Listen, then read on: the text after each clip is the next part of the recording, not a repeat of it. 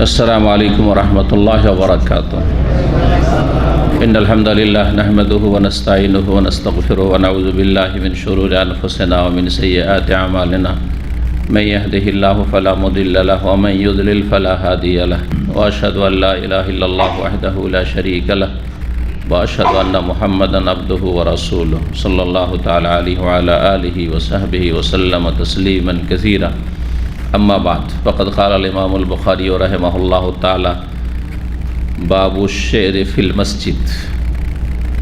क़ाल हद्दसना अबुल यमानी अल हकम इब्न नाफ़िअ क़ाल अख़बरना शुआइब अन अज़-ज़ुहरी क़ाल अख़बरनी अबू सलमत इब्न Abdurrahman इब्न औफ़ अन्नहु समिअ हस्सन इब्न साबित अल अंसारी यस्तशहिदु अबा हुरैरा रज़ियल्लाहु तआला अन्हुमा अनशुदुकल्लाह हल समेत नबी सल्लल्लाहु अलैहि वसल्लम यक़ूल या हस्सान अजिब अन रसूलिल्लाह सल्लल्लाहु अलैहि वसल्लम अल्लाहुम्मा अय्यिदहु बिरूहिल कुदुस क़ाल अबू हुरैरा नाम। सम्मानित दीनी भातृमंडলী, আল্লাহ রাব্বুল আলামিনের প্রশংসা এবং প্রিয় রাসূল সাল্লাল্লাহু আলাইহি সাল্লামের উপর সালাত ও সালামের পর আজ জুমাবার 25 জিলকাদা 1443 হিজরি মোতাবেক 24 জুন 2022 আমাদের ধারাবাহিক আলোচনা সহিহুল বুখারী পর্ব নম্বর 17 সলাতের অধ্যায় থেকে বা সলাতের পর্ব থেকে। ইমাম বুখারী রাহিমাহুল্লাহর কিতাবের অধ্যায় নম্বর 68 বলছেন ইমাম বুখারী রাহিমাহুল্লাহু তাআলা বাবু শের ফিল মসজিদ। এই অধ্যায় হচ্ছে মসজিদে কবিতা আবৃত্তি করা সম্পর্কে বা কবিতা পাঠ করা সম্পর্কে। মসজিদে বসে অথবা দাঁড়িয়ে কবিতা পাঠ করতে পারবে কি না, কবিতা যদি ইসলামিক হয় আর সেটা প্রয়োজন বোধে যদি পাঠ করা হয় তাহলে শরীয়ত সম্মত। তাহলে প্রথম শর্ত হচ্ছে যে ইসলামিক হইতে হবে, গায়র ইসলামী না হয়। ইসলামের তাতে সার্থকতা থাকতে হবে, ইসলামের কোনো সার্থকতা নেই। এইরকম দুই ধরনের কবিতা বা গজল, আমাদের দেশে গজল বলে, তাই না? অথবা আজকাল বলতে শুরু করেছে কি আনাশিদ, আরবি শব্দ কিন্তু আনাশিদ মানে গীত বা সঙ্গীত। আনাশিদ অনসুদাতনের বহু বচন, তো আনাশিদটা এখন বাংলার মতো হয়ে গেছে। তার মানে হচ্ছে আপনার ইসলামী গান, হ্যাঁ তাই না? অথবা জাগরণী কেউ কেউ বলছে, যে নামই বলেন না কেন, মানে কাব্যিক আকারে, কাব্যের আকারে, ছন্দের আকারে পাঠ করা, এটা প্রয়োজনে জায়েজ যদি তাতে প্রথম কথা ইসলামী স্বার্থ থাকে। ইসলামী স্বার্থ কোথায় নেই বা ইসলাম বিরোধী কখন? দুটি ক্ষেত্র। একটা ক্ষেত্র হচ্ছে যে শিরকি বেদাতি যদি কবিতা বা গজল হয়। অধিকাংশ আমাদের সমাজের গজলগুলি শিরকি বেদাতি। ছোট থেকে যেসব গজলগুলি আমরা মাদ্রাসায় মুখস্থ করেছি, অনেকে করেছে, আমি যদিও একটু কম করেছি, কারণ আমার ওতে ইন্টারেস্ট ছোটো থেকে ছিল না। এটা অনেকের প্রতিভা, এক এক সাবজেক্টে এক একজনের প্রতিভা থাকে, কারো এমনিতে, তবে শুনে শুনে মুখস্থ হয়ে যেত। ইচ্ছা করে বসে মুখস্থ করবো এরকম হয়তো করিনি কখনো, কিন্তু শুনে শুনে মুখস্থ হয়ে যেত। অনেক কথায় মুখস্থ হয়ে যায়, রাস্তায় চলতে যেত মুখস্থ হয়ে যেত শুনে। তো দেখা যায় যে অধিকাংশ গজলের বইগুলি যেগুলি ইসলামিক বলে পরিচিত সেগুলি শিরক আর বেদাতে ভরা। জি, নবীর নূরে, হ্যাঁ কি একটা কবিতা আছে, জগৎ পয়দা ইয়াকিন করে জানো, মানে আল্লাহর নূরে নবী আর নবীর নূরে দুনিয়া পয়দা। শিরকি কুফরি কথা এসব কথা। জি, এরকম অনেক গজল রয়েছে। নবীর দরবারে গেলে খালি হাতে ফিরে আসে না, হ্যাঁ ঝোলা ভরে দেয়, উর্দু বাংলায় আছে, বিভিন্নভাবে আছে আর কি, মানে শিরকি কথা অথবা বেদাতি কথা। নবী পাকের রওজায় আমার সালাম পৌঁছিয়ে দিও ভাই, এটা একটা লাইন কবিতার। তো নবীর রওজায় কোনো ব্যক্তি মদিনা যাচ্ছে, তাকে বলছেন আমার সালামটা নবীর রওজায় পৌঁছে দিও, এটা প্রমাণ আছে কোথাও? চিন্তা করেন না, আবেগ ভিত্তিক, ব্যাস কোনো প্রমাণ নেই। কোনো প্রমাণ আছে? কেউ দিতে পারবেন না প্রমাণ। জি, কিয়ামত পর্যন্ত দিতে পারবেন না। নবী সাল্লাল্লাহু আলাইহি ওয়াসাল্লামের সাহাবারা যারা মদিনার বাইরে থাকতেন, স্থায়ীভাবে চলে গেছেন অথবা অস্থায়ীভাবে চলে গেছেন, মক্কা বিজয়ের পরে মক্কাতে বসবাস করেছেন, কারণ আর হিজরত করার কোনো প্রয়োজন ছিল না। মক্কা বিজয়ের আগে হিজরত ফরজ ছিল। অন্য অন্য দেশে যেসব মুসলিমরা বসবাস করতো, কোনো এক ব্যক্তি যাচ্ছে মদিনা, সাহাবাই কেরামগণ অথবা সাহাবাই কেরামদেরকে যারা পেয়েছে তাবেই, আপনি মদিনা যাচ্ছেন, আমার সালামটা নবীর রজায় পৌঁছে দিন। একটা দলিল দেখান নবী সাল্লাল্লাহু আলাইহি ওয়াসাল্লাম থেকে, তার কোনো সাহাবি থেকে 1,24,000 বেশি সাহাবি, কোনো তাবেই থেকে দেখান, কোনো প্রমাণ পাবেন না। তাহলে এসব বেদাত, বেদাত না? অবশ্যই বেদাত। এমনকি এই বেদাতগুলি আমাদের দেশের আকিদার শিক্ষায়, তাওহীদের শিক্ষায়, সুন্নাহর শিক্ষা অভাবের কারণে একজন আহলে হাদিস আলেম, হানাফি সমাজ তো ব্যাপক হারে এইটাই তাদের শরীয়ত, যে কেউ মদিনা লেখাপড়ার জন্য যাচ্ছে, মদিনা হজ উমরার জন্য যাচ্ছে, আমার সালামটা নবী পাকের রজে পৌঁছে দিয়ে, আছে না নেই? আহলে হাদিস একজন আলেম আমাদের ডিস্ট্রিক্টের, আমার এক সঙ্গী মদিনা আমার সাথেই লেখাপড়ার জন্য ওই বছর আসলে 1989, তখন ওকে বলছে রাহিমাহুল্লাহ তাআলা দুনিয়াতে চলে গেছেন, হেড মোদাররিস শাইখুল হাদিস, বুখারী পড়ায় দীর্ঘদিন 25-30 বছর, বলছে যে বাবা তুমি তো মদিনা যাচ্ছ লেখাপড়ার জন্য, তো তুমি গিয়ে আমার সালামটা নবীর কবর মোবারকে পৌঁছে দিই। হয়তো নবীর রওজা বলেন না, ওই বেদাতি কথা নেই আহলে হাদিসের মধ্যে, কিন্তু সালামটা পৌঁছে দিন। কোথায় দলিলের? চিন্তা করতে হবে। ভুল ভুল, কেউ আহলে হাদিস যদি ভুল বলে তো এটা ঠিক, এটা নয়। ভুল ওইটাই যেটা কোরআন সুন্নাহ দ্বারা প্রমাণিত নয়। ভুল সেটাই যেটা রাসূলুল্লাহ সাল্লাল্লাহু আলাইহি ওয়াসাল্লাম করেননি, শিখাননি, সাহাবায়ে কেরামরা করেননি, জি সেটাই ভুল। শরীয়ত হিসাবে সেটা পালন করতে পারেন না, ব্যাপক আকার ধারণ করে আছে। এখান থেকে দামাম থেকে যেতে পারেন না, ভাই আমি তো অবৈধ আছি অথবা আমি তার যেতে পারছি না, তো যাও সালামটা একটু পৌঁছে দিই। বেদাত সব কথা শের শায়েরিতে বা গজলে আছে। যাই হোক, প্রথম শর্ত আসলে জায়গায় ফিরে আসি, কি যে শিরক বেদাত মুক্ত হইতে হবে। আপনার গজলগুলি বা কবিতাগুলি অথবা আনাশিদ সঙ্গীত, ইসলামী সঙ্গীত নাম দিলে শুধু চলবে না, ইসলামী শিরকি বেদাতি সঙ্গীত, ইসলামী সঙ্গীত ইসলামের নামে রাজনীতি করছে, ইসলাম মানে ক্ষমতা, এইসব সঙ্গীত না, এইসব সঙ্গীত চলবে না, বেদাতি সঙ্গীত এগুলো। খারেজিদের সঙ্গীত, মানুষের জ্ঞান নেই, আর মানুষ না আছে 5 ওয়াক্ত সালাত, না আছে ঠিকভাবে ফরজ ওয়াজিব আদায় করা, ইসলামের কোনো জ্ঞান নাই তাওহীদ সুন্নতের, আর জিহাদ জিহাদ জিহাদ ডাক দিচ্ছেন কবিতার আকারে, মানুষের রক্তকে টকবক করে ফুটিয়ে তুলছেন। এই যে আবেগ নিয়ে খেলা, এগুলো খারেজিদের তরিকা, খারেজিদের সঙ্গীত। অবস্থা পরিস্থিতি বুঝে আপনার কাজ করতে হবে, যেটা ফরজ সেটা করতে হবে, যেটা ফরজ অজেব অথবা সুন্নাত সেটা করতে হবে, যেখানে এই ফরজের কোনো সম্ভাবনা দেখছি না। এখন কেউ যদি বলে যে আমি বাড়িতে গোলাম রাখবো, কি বলবেন ওই লোককে? এখনকার জামানায় কি বলবেন? ওকে পাগল বলবেন না? আরে গোলামি নেই তো, বাস্তবে নেই, বাস্তবে নেই, শরীয়তে আছে। ওইরকম পরিস্থিতি তৈরি হল, কিন্তু ওর জন্য এরকম তৈরি করতে পেরেছেন, নিজেরা কারো গোলামি করছেন, নিজেরা অন্যদের গোলামি করছেন। চিন্তা করুন, এই পরিস্থিতিতে পৌঁছে গেছে উম্মাতে মুসলিমার অবস্থা। জি, সেটা কোথায় অন্যকে গোলাম বানাবেন আপনি, যেখানে নিজেরাই গোলাম হয়ে আছে? দিন সম্পর্কে জ্ঞান অর্জন করতে হবে, জি, তারপরে কোনো কথা বলতে হবে। তাহলে শিরক বেদাতি, আর চরমপন্থার সঙ্গীত থেকে, জাগরণী থেকে বেঁচে থাকতে হবে, সেটা যেখানে, মসজিদ হোক মসজিদের বাইরেও। 2 নম্বর হচ্ছে অশ্লীল নোংরামি গান সঙ্গীত থেকে বেঁচে থাকতে হবে। অধিকাংশ গান কি অশ্লীলতায় ভরা, নারীদের ছায়াছবি তুলে ধরা হয়েছে, আর প্রেমের সব কথাবার্তা তাতে রয়েছে, হারাম এগুলি, অশ্লীলতা, ফাহেসা। ওয়ালা তাকরাবুল ফাওয়াহিশা মা যাহরা মিনহা ওয়া বাতান, প্রকাশ্য গোপন অশ্লীলতা, অশ্লীল কথা কাজের কাছে যেও না। অধিকাংশ গান বাজনায় কি আছে? বাজনা তো হারাম, কিন্তু এমনিও গানে অধিকাংশ গানই হচ্ছে নোংরামি, জি, প্রেমিকার কথাবার্তা, জি, যৌন সুরসুরি দেওয়া, হারাম এগুলো, জি। মানুষের যৌন চাহিদাকে ঠান্ডা রেখে বৈধ পথে সেটাকে প্রয়োগ করতে হবে, ঠান্ডা রাখতে হবে, আর যার জায়গা আছে সেখানে ব্যবহার করবে।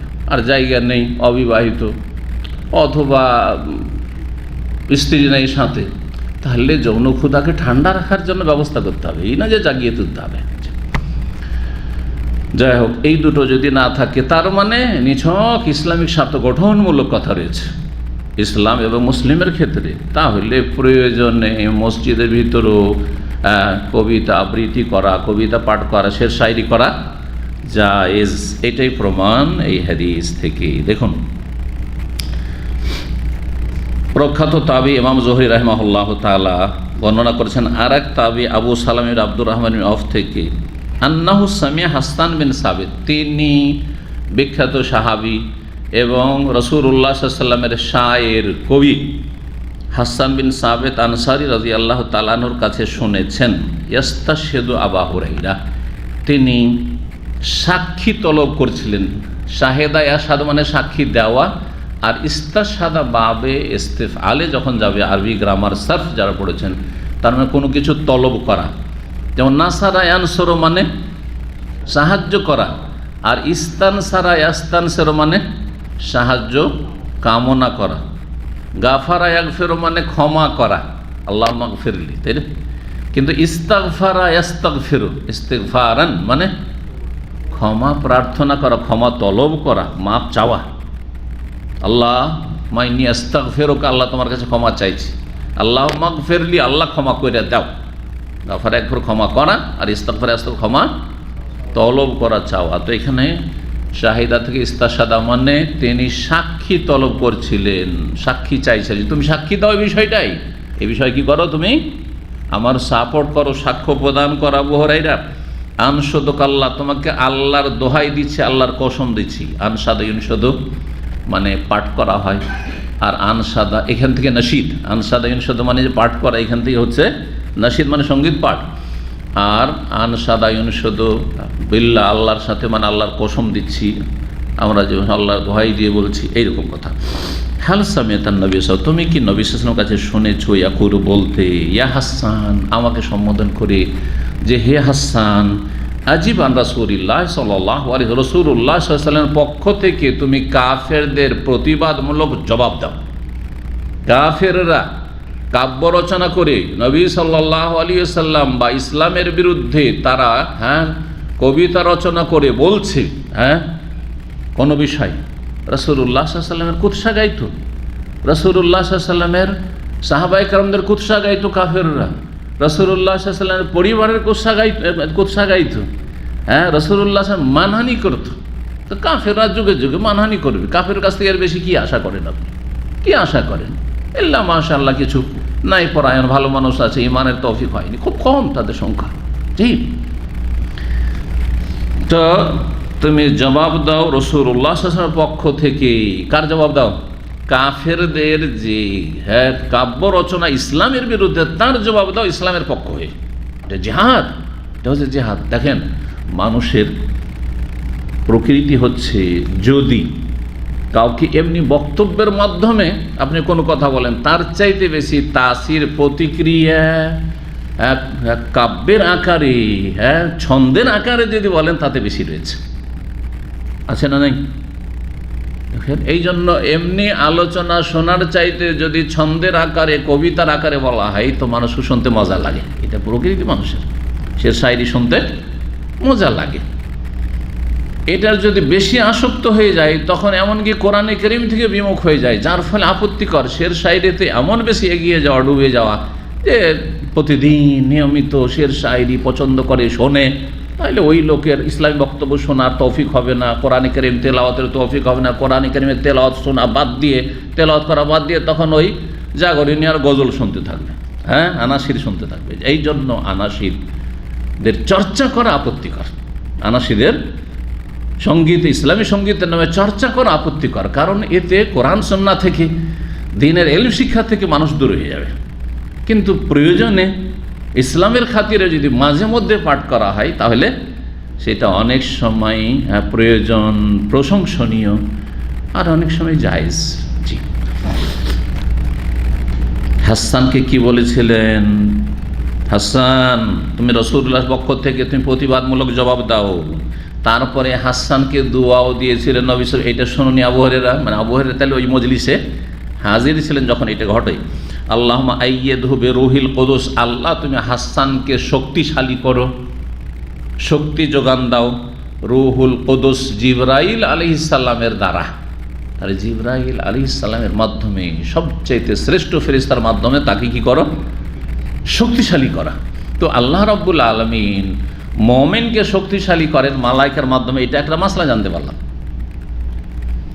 যেমন শক্তিশালী করেন তেমন হেফাজত করেন, এটাও মনে রাখবেন, এটাও মনে রাখবেন। অনেক সময় দুর্ঘটনা ঘটে, ধরেন আজকাল দুর্ঘটনার মধ্যে গাড়ির দুর্ঘটনা বেশি, তাই না? আগুন লেগে যাওয়ার দুর্ঘটনা, পানিতে ডুবে যাওয়ার দুর্ঘটনা, বন্যাতে, যেই বন্যা প্লাবিত হচ্ছে, আল্লাহ মুসলিমদের হেফাজত করুন, আল্লাহ গুনাহ খাতা মাফ করুন এবং রাব্বুল আলামিন মুসলিমদের রহম করুন।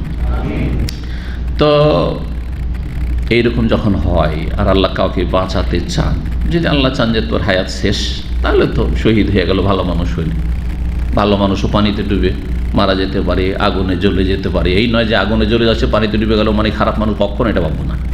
অনেক আল্লাহর নেক বান্দা, আল্লাহর ওলি, তাতে ডুবে ধ্বংস হইতে পারে, জ্বলে যেতে পারে, দুর্ঘটনার শিকার হইতে পারে, আর শেষ হয়ে যেতে পারে, জি ছিন্ন ভিন্ন হইতে পারে। তার মানে নিজে খারাপ লোক ছিল, আল্লাহ তার জন্য এটা পছন্দ করেছেন। কিন্তু যখন আল্লাহ কাউকে রক্ষা করতে চান, তখন আল্লাহর ফেরেশতা মালাইকা দিয়ে কী করেন? শক্তি যোগান দেন, হেফাজতের ব্যবস্থা করেন।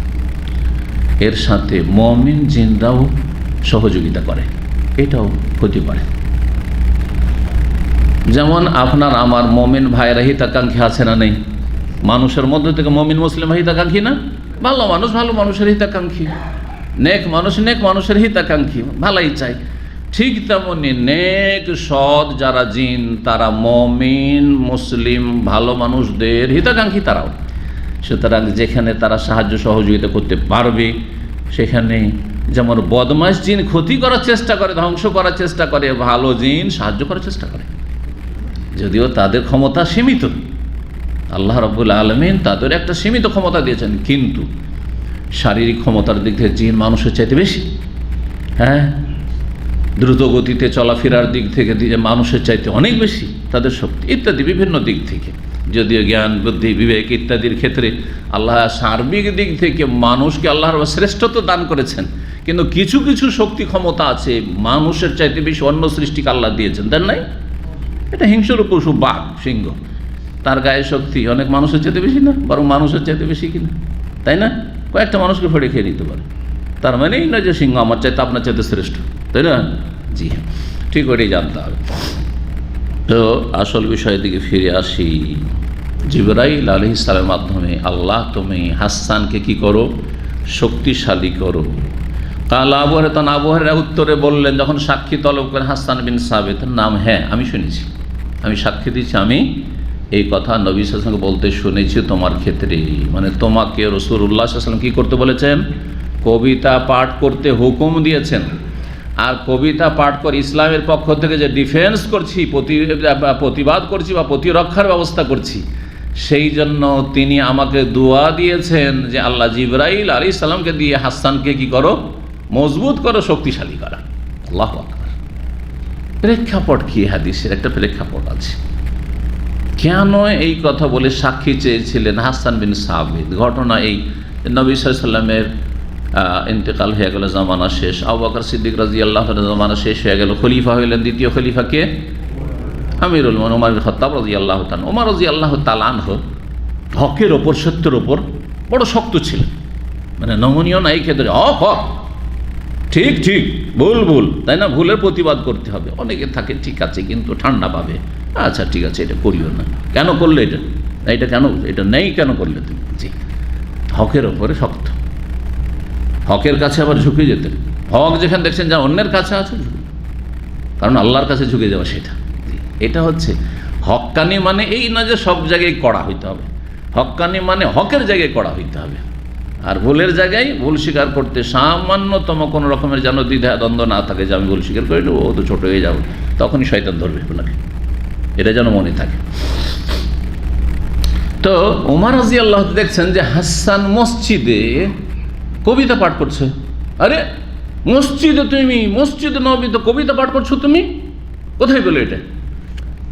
ওমর রাদিয়াল্লাহু আনহু ভাবতেন যে মসজিদে এগুলো করা যাবে না, মসজিদে করা যাবে না। এখান থেকে কি বোঝা গেল যে এই উম্মতের আবু বকরের পরে দ্বিতীয় ব্যক্তি, তাই না? রাসূলুল্লাহ সাল্লাল্লাহু আলাইহি ওয়াসাল্লাম, তারপর আবু বকর, তারপরে ওমর। এতে কোনো দ্বিমত আছে? কোনো দ্বিমত নেই উম্মতে মুসলিমান। তারও যদি এই মাসলা স্পষ্ট থাকে যে মসজিদে ইসলামের খাতিরে কাব্য রচনা করা বা কবিতা আবৃত্তি করা জায়েজ কি না, বলছে না এটা ইসলামের মসজিদের আদবের খেলাফ, কেন তুমি এখানে পাঠ করছো? তখন তিনি দেখলেন যে মুশকিল, ওমর রাদিয়াল্লাহু আনহু আগেই মানুষ, যদি আমি প্রমাণ না করতে পারি যে এটা জায়েজ, তাহলে তো মার খেতে হবে, অনেক সময় দৌড়া খেতে হবে, হাতে একটা লাঠি থাকতো, ছড়ি। জি, তখন বলছেন যে দেখেন আমি এটা করছি, এটা নবী সাল্লাল্লাহু আলাইহি ওয়াসাল্লাম আমাকে অনুমতি দিয়েছেন। বলছে কে বললো তোমাকে অনুমতি দিয়েছেন? ওমর রাদিয়াল্লাহু তাআলা আনহু এই ক্ষেত্রে খুব সতর্ক ছিলেন, সাক্ষী তলব করতেন। যদি কেউ হাদিস বয়ান করতো, ঠিক আছে তোমার সমর্থক কেউ আছে না, তুমি একাই বলছো, দেখো তোমার সমর্থক নিয়ে আসো, না তোমার একার কথা আমি বিশ্বাস করি না। জি হ্যাঁ, কি জানি তুমি ভুল বলতে পারো। সাথে সাথে হাসান দেখছেন আবু হুরায়রা তো সামনে আজ কাজ হয়ে গেছে। আবু হুরায়রা তুমি তো ছিলে, তুমি শুনেছো কি না, সাক্ষী দাও, তোমার কাছে সাক্ষী তলব করছি, হ্যাঁ, যাতে ওমর রাদিয়াল্লাহু আমার কথাটি বিশ্বাস করেন, মেনে নেন যে আমি ঠিক কাজ করেছি মসজিদে নববীতে কবিতা আবৃত্তি করে, যে নবী সাল্লাল্লাহু আলাইহি ওয়াসাল্লাম আমাকে কবিতা পাঠ করতে বলেছেন কিনা এই মসজিদে নববীতে, আর আমাকে এর ওপর নেক দোয়া দিয়েছিলেন কিনা। তো কি বললেন আবু হুরায়রা? হ্যাঁ। হাদিস দ্বারা কি প্রমাণিত হলো, যেটা আসল মাসলা, সেটা হচ্ছে প্রয়োজনে মসজিদে কবিতা পাঠ করা, ইসলামী কবিতা, ইসলামের খাতিরে, তৌহিদের কবিতা, সুন্নাহর কবিতা, তবে কাউকে আঘাতমূলক না। কারণ আজকাল কিছু কিছু জাগরণী আমাদের ভাইয়েরা তৈরি করেছে, যেগুলোতে অন্যের উপর আক্রমণ রয়েছে। না, যাতে আক্রমণ না হয়, ভালোভাবে হয়, ভদ্রভাবে হয়। কারণ আল্লাহ রাব্বুল আলামিন হয় হিকমতের সাথে দাওয়াত দিতে বলেছেন, আর না হয় মওইজা হাসানার সাথে, আর না হলে যদি তর্ক করতে হয় তো বিল্লাতিহি আহসান, বেশি ভালো পন্থা, বেশি ভালো। আপনার উদ্দেশ্য কাউকে ভুল প্রমাণ করা না হেদায়েত করা? হেদায়েত করা। আমার উদ্দেশ্য এই নয় যে আপনি ভুলে আছেন আমি ঠিকই আছি, সুতরাং আমি আপনার যাতে সিনিয়র, এই কথা কখন না। এটা ইখলাসের খেলাফ। এটা একজন দায়ীর যে দাওয়াতের মধ্যে দাওয়াতি কাজ করবে, ওইটা ইখলাসের খেলাফ। না বড়ত্ব যেন না আসে, আরে আমরা হক, আরে বাতিল, এসব জাহেল, না না, কখন এটা না। এরা অসুস্থ, অসুস্থর উপরে মায়া থাকে। যারা গোমরাহ হয়ে রয়েছে তাদের মায়া যেন থাকে, মায়ার সাথে হেদায়েতের চেষ্টা করা। এই যদি ইখলাস থাকে, আল্লাহ অন্তর আগে দেখছেন, আর সেই রকম যদি আচরণটা আমরা করি, তো দাওয়াতে তাসির হবে, দাওয়াতে ফায়দা হবে। যে আমি আপনাদের হিতাকাঙ্ক্ষী, আপনারা যাই মনে করেন আর গাও দেন, কিন্তু আমি আপনাদের হিতাকাঙ্ক্ষী, ভালো চাই, মঙ্গল চাই, খারাপ চাই না আপনাদের। আল্লাহ যেন বুঝার তৌফিক দান করেন এবং আল্লাহ সে অনুযায়ী আমলের তৌফিক দান করেন। কখনো কখনো ভাষা শক্ত হবে, সেটা আলাদা বিষয়, কিন্তু ভাষা শক্ত হওয়া মানে শক্তর জায়গায় শক্ত হবে, নরমের জায়গায় নরম হবে। কখনো শক্ত বলার প্রয়োজন রয়েছে, কখনো নাম ধরে বলারও প্রয়োজন রয়েছে। যখন মানুষ বুঝছে না, নাম ধরে না বললে এটারও প্রয়োজন রয়েছে। আবার এটা ভাববেন না যে কখনো নাম ধরা যাবে না। আর যখন দেখছেন প্রয়োজন নেই, মানুষ বুঝে নেবে নাম না ধরলেও, তখন নাম না ধরলেই ভালো তখন। জি, তারপরে দেখুন 69 নম্বর অধ্যায়, বলছেন বাবু আসহাবিল হেরাবে ফিল মসজিদ। এই অধ্যায় হচ্ছে মসজিদে বল্লম বর্ষাওয়ালাদের অবস্থান সম্পর্কে, জায়েজ কিনা। মসজিদে বল্লম বর্ষা হাতে নিয়ে কেউ প্রবেশ করতে পারে কিনা, অথবা সেখানে এমনকি এরাকে বলা হয়েছে আসহাবুল হেরাব, মানে বল্লম বা বর্ষাওয়ালা। বল্লম বুঝেন তো, বর্ষাওয়ালা মানে বর্ষা নিয়ে তারা খেলাধুলা করতো। যেমন আমাদের দেশে লাঠি খেলা, শুনেছেন লাঠি খেলা, ছোটোকালে লাঠি খেলা, আর বিশেষ করে মুহররমের সময় বেদাতীদের লাঠি খেলা। কারণ শিয়াদের দেখা দেখি, শিয়াদের পাশাপাশি আর অনেক শিয়া নবাব ভারত বাংলাদেশ যে অখণ্ড ভারতে ছিল, আর শিয়াদের একটা প্রভাব ছিল, যার ফলে এইসব অনেক যারা নিজেদেরকে সুন্নি বলছে কিন্তু বিদাতি, তারা শিয়াদের অনেক ধর্মকর্ম নিয়ে নিচ্ছে। তার মধ্যে একটা হচ্ছে মহরমের তাজিয়া করা, মহরমের শোক পালন করা, মাতম করা, মহরমে আপনার ধুমধাম করা, অথবা যেটাই করেন না কেন ইত্যাদি ইত্যাদি। এমনকি মহরমে যদি 10 মহরম আশুরা রোজাও রাখে, তো কিসের জন্য? ওই বেদাতি ধারণাই যে হোসেন রাদিয়াল্লাহু তাআলা শহীদ হয়েছেন সেই জন্য রোজা রাখছে, এটাও বিদআত। বরং কি জন্য রোজা রাখছি? যে এই দিনে মূসা আলাইহিস সালাম আল্লাহর রসুল আর নবী এবং তার উম্মত বনি ইসরাইলকে আল্লাহ বিজয় দান করেছিলেন, আর আল্লাহর বড় শত্রু, আল্লাহর দ্বীনের শত্রু, ইসলামের শত্রু ফেরাউন এবং ফেরাউনের অনুসারী সেনাবাহিনীকে আল্লাহ ধ্বংস করেছেন। সুতরাং এটি হচ্ছে বিজয় দিবস, এটি হচ্ছে খুশির দিবস। সুতরাং সেই দিনে আল্লাহর শুকরানায়, বিজয় দিবস মানে কোটি কোটি টাকা জাতির সম্পদ নষ্ট করছি, এটা ইসলাম নয়। বিজয় দিবস মানে সেই দিন আল্লাহর শুকরিয়া আদায় করেছে, আলহামদুলিল্লাহ আল্লাহ আমাদেরকে বিজয় দান করেছেন। জি, কিন্তু সেটা ইসলামের বিজয় হইতে হবে। তো মসজিদে বল্লম বর্ষা নিয়ে খেলা করা, জি, তো এই হাবাসীরা খেলা করছিল, এই ঘটনা এখানে রয়েছে। 454 নম্বর হাদিস। উরওয়া ইবনে জুবাইর প্রখ্যাত তাবেঈ সাহাবীর ছেলে, তার মাও সাহাবিয়া আসমা বিনত আবু বকরের মেয়ে, আর বাপ সাহাবী আব্দুল্লাহ বিন জুবাইর প্রখ্যাত আশরা মুবাশশির অন্যতম। তিনি তার খালা আয়েশা রাদিয়াল্লাহু তাআলা আনহা থেকে বর্ণনা করছেন, তিনি বলেন, লাকাদ রাআইতু রাসূলুল্লাহ সাল্লাল্লাহু আলাইহি ওয়াসাল্লাম, আমি রাসূলুল্লাহ সাল্লাল্লাহু আলাইহি ওয়াসাল্লামকে দেখেছি। কি দেখেছেন? ইয়াওমান আলা বাবে হুজরাতি, আমি একদিন আমার কক্ষের, হুজরা বুঝেন তো, হ্যাঁ, হুজরা ছোট্ট কক্ষকে বলা হয়, ছোট্ট রুমকে, এক একটা করে ছোট্ট কুঁড়ে ঘরের মধ্যে ছোট্ট ঘর থাকতো, যেই ঘরে একটা বিছানা ফেলে দুইজন শোয়া যাবে, আর ওর মধ্যে তারপরে এত ছোট ছোট কক্ষ ছিল। উম্মাহাতুল মুমিনিন, আমাদের যে মা যারা নবী সাল্লাল্লাহু আলাইহি ওয়াসাল্লাম সহধর্মিনী, তাদের যে সুবহানাল্লাহ সেসব বিবরণে বলা হয়েছে, সেই বুখারী হাদিস দ্বারাই প্রমাণিত, যে যখন বিছানা বিছিয়ে দিয়ে বিছানা দুইজনের বিছিয়ে দেওয়া হইতো, তো আলাদা আরেকটা জায়গায় যে একজন সালাত আদায় করবেন পুরো সিজদা করে, এতটুকু জায়গা থাকতো না, এতটুকু জায়গা থাকতো না। কত ছোট একটা কুঁড়ে ঘর ছিল। আজকাল ওইরকম ঘর হয়তো নাই কারো, যে দুইজনের বিছানার পর একজন আর নামাজ পড়ার জায়গা পাচ্ছে না। চিন্তা করেছেন না করেন নাই? দলিল কি? নবী সাল্লাল্লাহু আলাইহি ওয়াসাল্লাম যখন তাহাজ্জুদ পড়তে, লম্বা তাহাজ্জুদ পড়ে, মায়ের সাথে এত লম্বা হয়তো পড়বেন না, তখন শুয়ে আছেন, আর নবী সাল্লাল্লাহু আলাইহি ওয়াসাল্লাম দীর্ঘ লম্বা তেলাওয়াত করছেন, অতক্ষণ পা গুটিয়ে রাখা এটাও সম্ভব নয়, তো পা লম্বা করে শুয়ে আছেন। এখান থেকে 8টি মাসলা জানলাম, যে সামনে যদি কেউ শুয়ে থাকে, ঘুমিয়ে থাকে, তার পেছনে যদি সালাত আদায় করেন জায়েজ কিনা। এমনকি মহিলাও যে শুয়ে, আপনার স্ত্রী শুয়ে আছে, আপনার মেয়েরা শুয়ে, তার পেছনে সালাত আদায় করা জায়েজ কিনা? জায়েজ।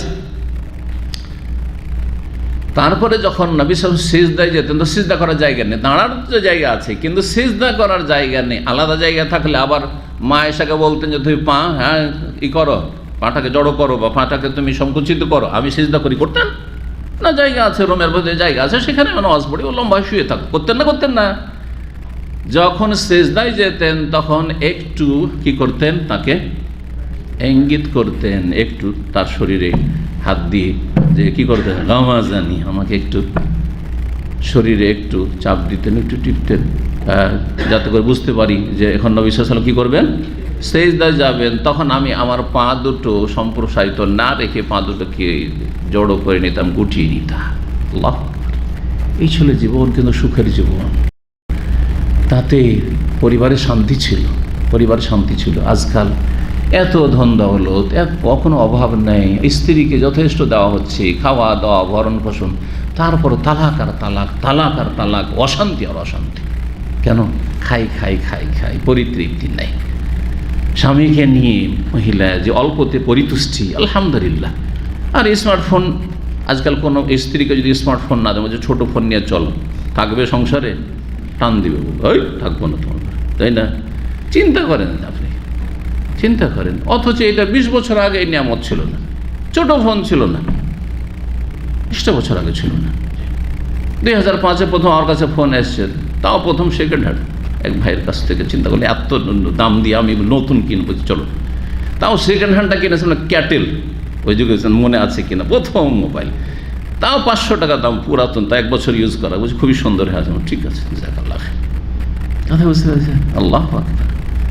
অতীত ভুলে গেলে হবে না, জ্ঞানী মানুষের অতীত ভুলে যায় না। যে কোনো অবস্থায় আল্লাহ না করে আবার জমিনে নেমে যেতে হইতে পারে আকাশ থেকে, যাতে ওইখানেও বাস করতে পারেন, ঠিক না?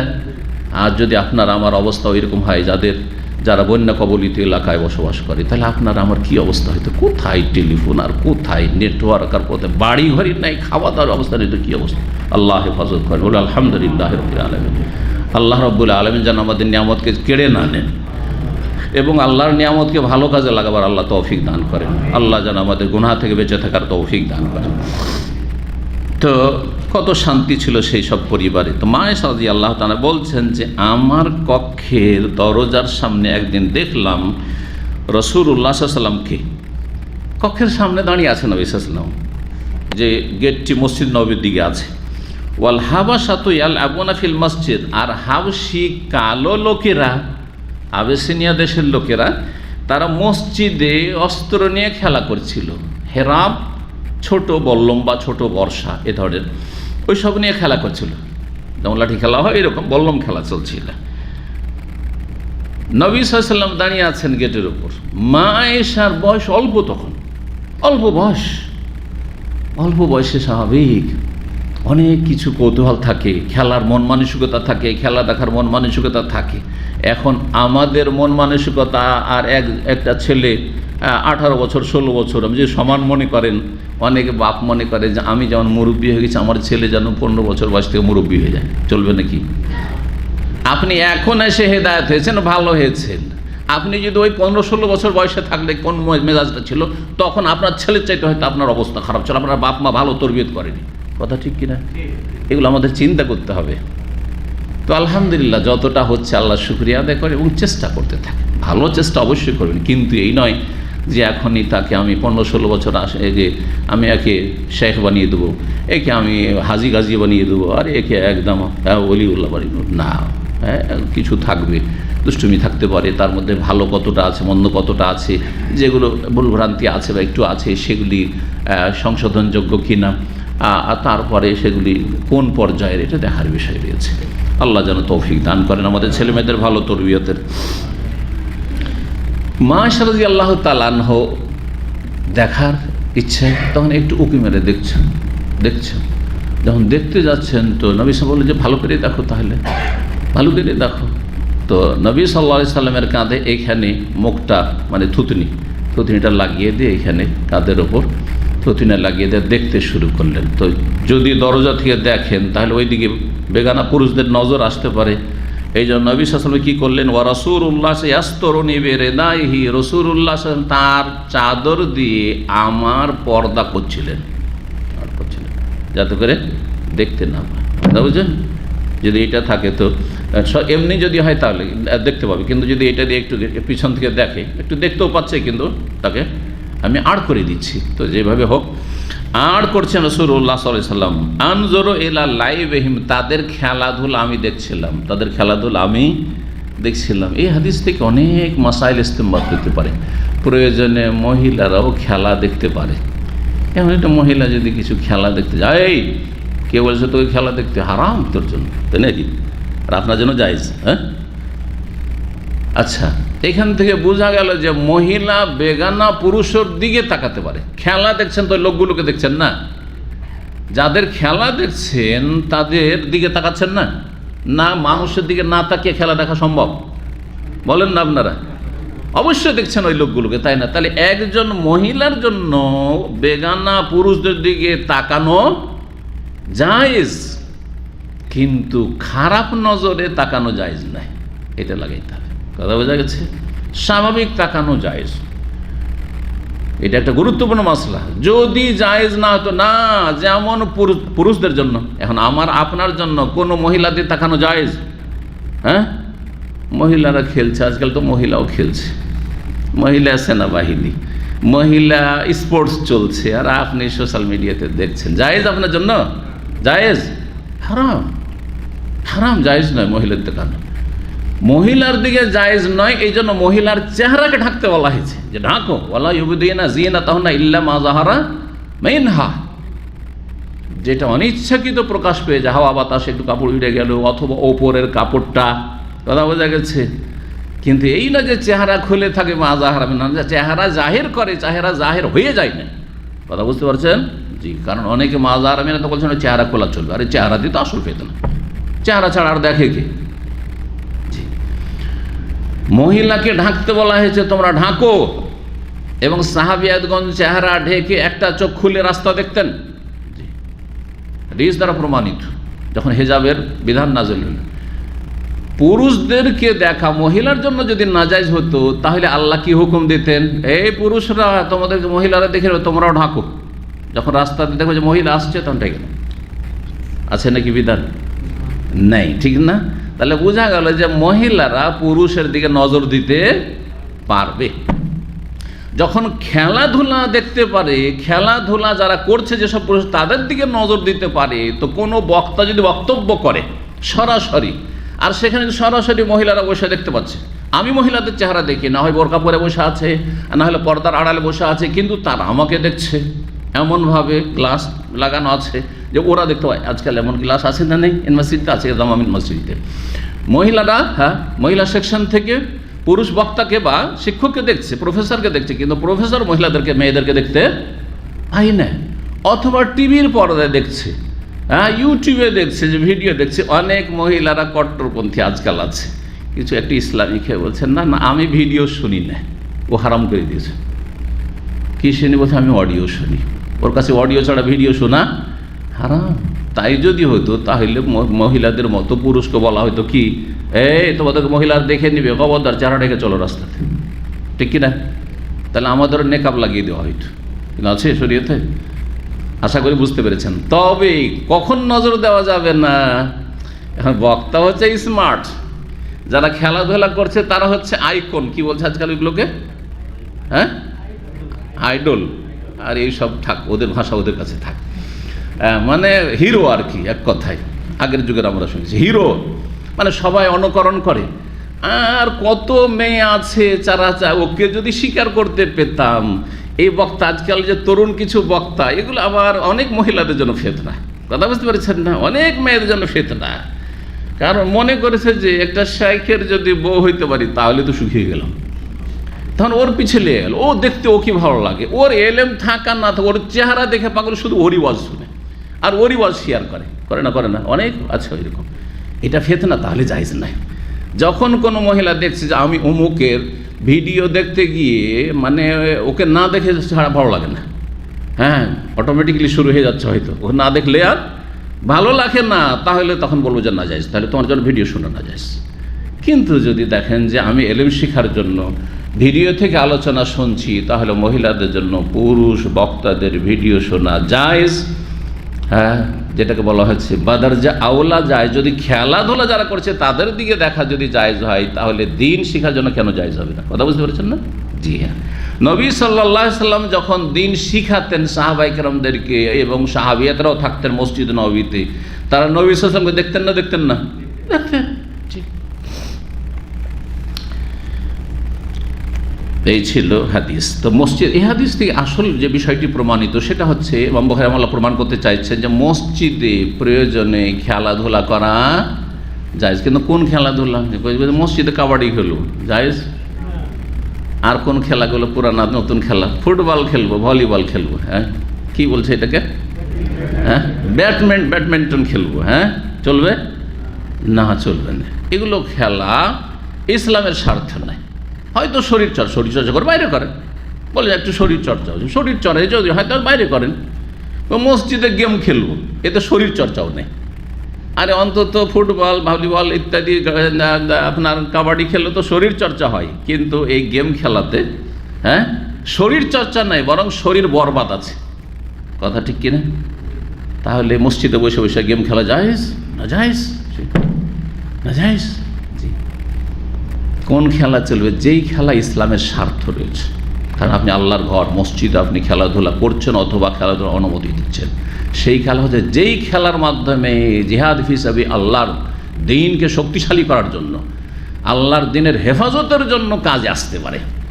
হ্যাঁ, তো এই বল্লম বর্ষা নিয়ে খেলা করা, সেই যুগে যুদ্ধ ছিল, জিহাদ ছিল, বল্লমের যুদ্ধ, তরবারির যুদ্ধ, বর্ষার যুদ্ধ, তাই না? সুতরাং এই খেলার ক্ষেত্রে আপত্তি তুলেছিলেন ওমর রাদিয়াল্লাহু তাআলা আনহু। এটা জানলে আরও বেশি স্পষ্ট। ওমর রাদিয়াল্লাহু তাআলা আপত্তি করে, ইয়া রাসূলুল্লাহ, মসজিদে আর এইসব হাবশিরা খেলাধুলা করছে, এটা কেমন কথা? বলে যে না, তাদেরকে খেলতে দাও, কারণ এই খেলা জিহাদ ফি সাবিলিল্লাহ কাজে আসবে, এই খেলা বদর, ওহদে, খন্দকে কাজে আসবে। কথা বুঝতে পেরেছেন না? পারেন নেই। কিন্তু আজকাল যদি ওইরকম খেলা শুরু করা হয়, তো প্রথম আপনি চরম অপরাধী। আপনি যেই খেলাতে ইসলামের ফায়দা আছে সেই খেলা যদি খেলতে শুরু করেন তাহলে আপনি অপরাধী। হ্যাঁ, আপনি আপনার উপরে জঙ্গি তকমা লেগে যাবে। হ্যাঁ, চরমপন্থী হয়ে যাবেন আপনি। না না না, চরমপন্থা কথাটার যেন মিস ইউজ না হয়, যেখানে সেখানে চরমপন্থী যাকে তাকে বলে দেবেন, এইটাও চলবে না। তেমনি যারা আসলে চরমপন্থী, আইন কানুনকে নিজের হাতে নিয়ে নেয়, তাদেরকে আবার ভালো মানুষ আর তাদেরকে বলবেন যে তারা ইসলামের খাদেম বললেও চলবে না। মধ্যম পন্থা অবলম্বন করতে হবে এই ক্ষেত্রে। আল্লাহ যেন বুঝার তৌফিক দান করেন এবং ফিতনা ফাসাদ থেকে আল্লাহ যেন বেঁচে থাকার তৌফিক দান করেন। 455 নম্বর হাদিস, ওই হাদিসেরই একটু অংশ, যেটাতে মা আয়েশা রাদিয়াল্লাহু তাআলা বলছেন, কালাত রাআইতুন নবী সাল্লাল্লাহু আলাইহি ওয়াসাল্লাম, আমি নবী সাল্লাল্লাহু আলাইহি ওয়াসাল্লামকে দেখেছি, ওয়াল হাবাশাতি আল আবুনা বিহরাবে, হাবশি লোকেরা তাদের বর্ষা নিয়ে, বল্লম নিয়ে মসজিদ তারা খেলাধুলা করছিল। জি, তো মা আয়েশা রাদিয়াল্লাহু তাআলা দেখেছেন এবং মসজিদে খেলাধুলা করেছেন, যেমনটা বললাম। 70 নম্বর অধ্যায় বলছে বাবু যিকরিল বাই ওয়া শিরা আলাল মেম্বারে ফিল মসজিদে। এই অধ্যায় হচ্ছে মসজিদের মেম্বারে ক্রয় বিক্রয়ের আলোচনা করা। কিনা বেচা ব্যবসা করা জায়েজ নাই, মসজিদে কেনা বেচা করা নিষেধ, হাদিস রয়েছে এই ক্ষেত্রে। কেউ যদি মসজিদে কোনো কিছু কেনাকাটা করছে আর একজন বিক্রি করছে, তাহলে নবী সাল্লাল্লাহু আলাইহি ওয়াসাল্লাম কি বলেছেন? নিষেধ করেছেন এক হাদিস। আর এক হাদিসে, যদি হাদিসটা সম্পর্কে একটু কালাম আছে, কিন্তু বিষয়টি স্বীকৃত, সেটা হচ্ছে আল্লাহ যেন তোমার ব্যবসা বাণিজ্যে বরকত না দেয়। আর কোনো হারিয়ে যাওয়া বস্তু তোমরা মসজিদে খোঁজ করিও না। মসজিদে গিয়ে বলছে আমার মোবাইলটা হারিয়ে গেছে, ভাই আপনারা কেউ 10 জন পেয়ে থাকলে বলবেন। মসজিদে এইসব এলান নিষেধ। হ্যাঁ, কিন্তু যদি কোনো ব্যবসা বাণিজ্যের মাসলা মাসাইল আলোচনা করে এসে মসজিদের খুতবার মেম্বারে হোক, জুমার খুতবায় হোক, ঈদের খুতবায় হোক, বা এমনি বক্তা দার্স দিচ্ছে আর আজকের বিষয় হচ্ছে ব্যবসা বাণিজ্য, তাহলে জায়েজ, বরং প্রয়োজন আছে যে ব্যবসা বাণিজ্য সম্পর্কে জানতে হবে, এই কথাই। তো এখানে আসলে নবী সাল্লাল্লাহু আলাইহি ওয়াসাল্লাম মেম্বারের ওপর মসজিদে কি করেছেন? হ্যাঁ, ব্যবসা বাণিজ্যের মাসলা মাসাইল আলোচনা করেছেন, যেটা জায়েজ, বরং প্রয়োজন হলে প্রয়োজন, জরুরি অনেক সময়। 456 নম্বর হাদিস, মা আয়েশা রাদিয়াল্লাহু তাআলা আনহা থেকে বর্ণিত, কালা, তিনি বলছেন, আতাতহা বারিরাতু, বারিরা নামক এক দাসী বড় সুন্দরী ছিলেন। তার চমৎকার কিস্সা রয়েছে। বড় সুন্দরী এই দাসী ছিলেন, কিন্তু দাসী ছিলেন, দাসী হয়ে গেছিলেন। তো তিনি আসলেন মা আয়েশা রাদিয়াল্লাহু তাআলার কাছাকাছি বাস করতেন। তাসআলুহা ফি কিতাবাতিহা, তিনি যে তার মনিবের সাথে একটা লেখাপড়া বা লিখিত চুক্তি করে নিয়েছিলেন, সে সম্পর্কে কিছু সাহায্য চাওয়ার জন্য। তাসআলুহা মানে সাহায্য চাইতে এসেছিলেন। ঘটনা কি, বারিরা একজন দাসী ছিলেন। তার মালিক বলল যে দেখো, তুমি তো দাসী, কিন্তু তুমি যদি এত টাকা দিয়ে দিতে পারো তাহলে তুমি মুক্ত হয়ে যাবে। এটার উপরে যদি একটা চুক্তি হয়ে যায়, লিখিত বা মৌখিক যেইটা হোক, এটাকে কিতাবা বলা হয়। আর এইরকম দাস দাসীকে মোকাতাব বা মোকাতাবা বলা হয়, যার সাথে কি হয়ে গেছে, লেখাপড়া চুক্তি হয়ে গেছে যে তুমি একবারে অথবা কিস্তিতে এত টাকা দিয়ে দাও, ধরেন 1000, 2000, 5000 দিরহাম দিয়ে দাও, দিয়ে তুমি মুক্তি লাভ করো। একবারে দিতে পারে, একবারে 10 বারে, 10 বারে কিস্তিতে, অসুবিধা নেই। এইরকম প্রচলনটা জাহিলি যুগে ছিল। স্বাধীন হয়ে যাওয়ার পরে, মাসলা একটু বলে দিই তাহলে বলছি, স্বাধীন হয়ে যাওয়ার পরে তখন তার ধরেন আত্মীয় স্বজন কেউ নেই। আত্মীয় স্বজন থাকলে তো আত্মীয় স্বজন ওয়ারিস হবে মারা গেলে। ওই যে দাস অথবা দাসী, গোলাম, বান্দা বা বান্দি, গোলাম যে আজাদ হইল, তার কেউ নেই ওই মনিব ছাড়া। তাহলে এর ধন সম্পদগুলির ওয়ারিস কি হবে? মাসলা, হ্যাঁ, কে বলতে পারেন? মনিব হবে।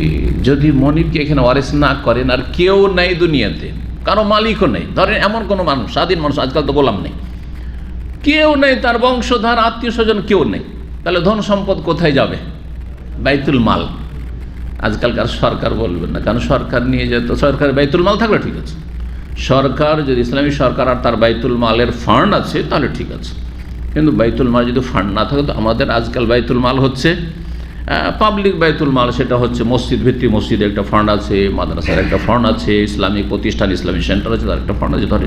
কিন্তু মুসলিম দেশ হলে ঠিক আছে বাইতুল মাল, যেমন সৌদি আরব বাইতুল মাল আছে। জি, তো বাইতুল মালে জমা হবে ধন সম্পদ অঢেল থাকতে পারে কোনো মানুষের, যার আত্মীয় স্বজন কেউ নেই, আত্মীয় স্বজন কেউ নেই, কিন্তু সে একসময় দাস ছিল বা দাসী ছিল, মুক্ত হয়েছে, তাহলে এই জমি জায়গাগুলো ধন সম্পদ কে ভাগ পাবে?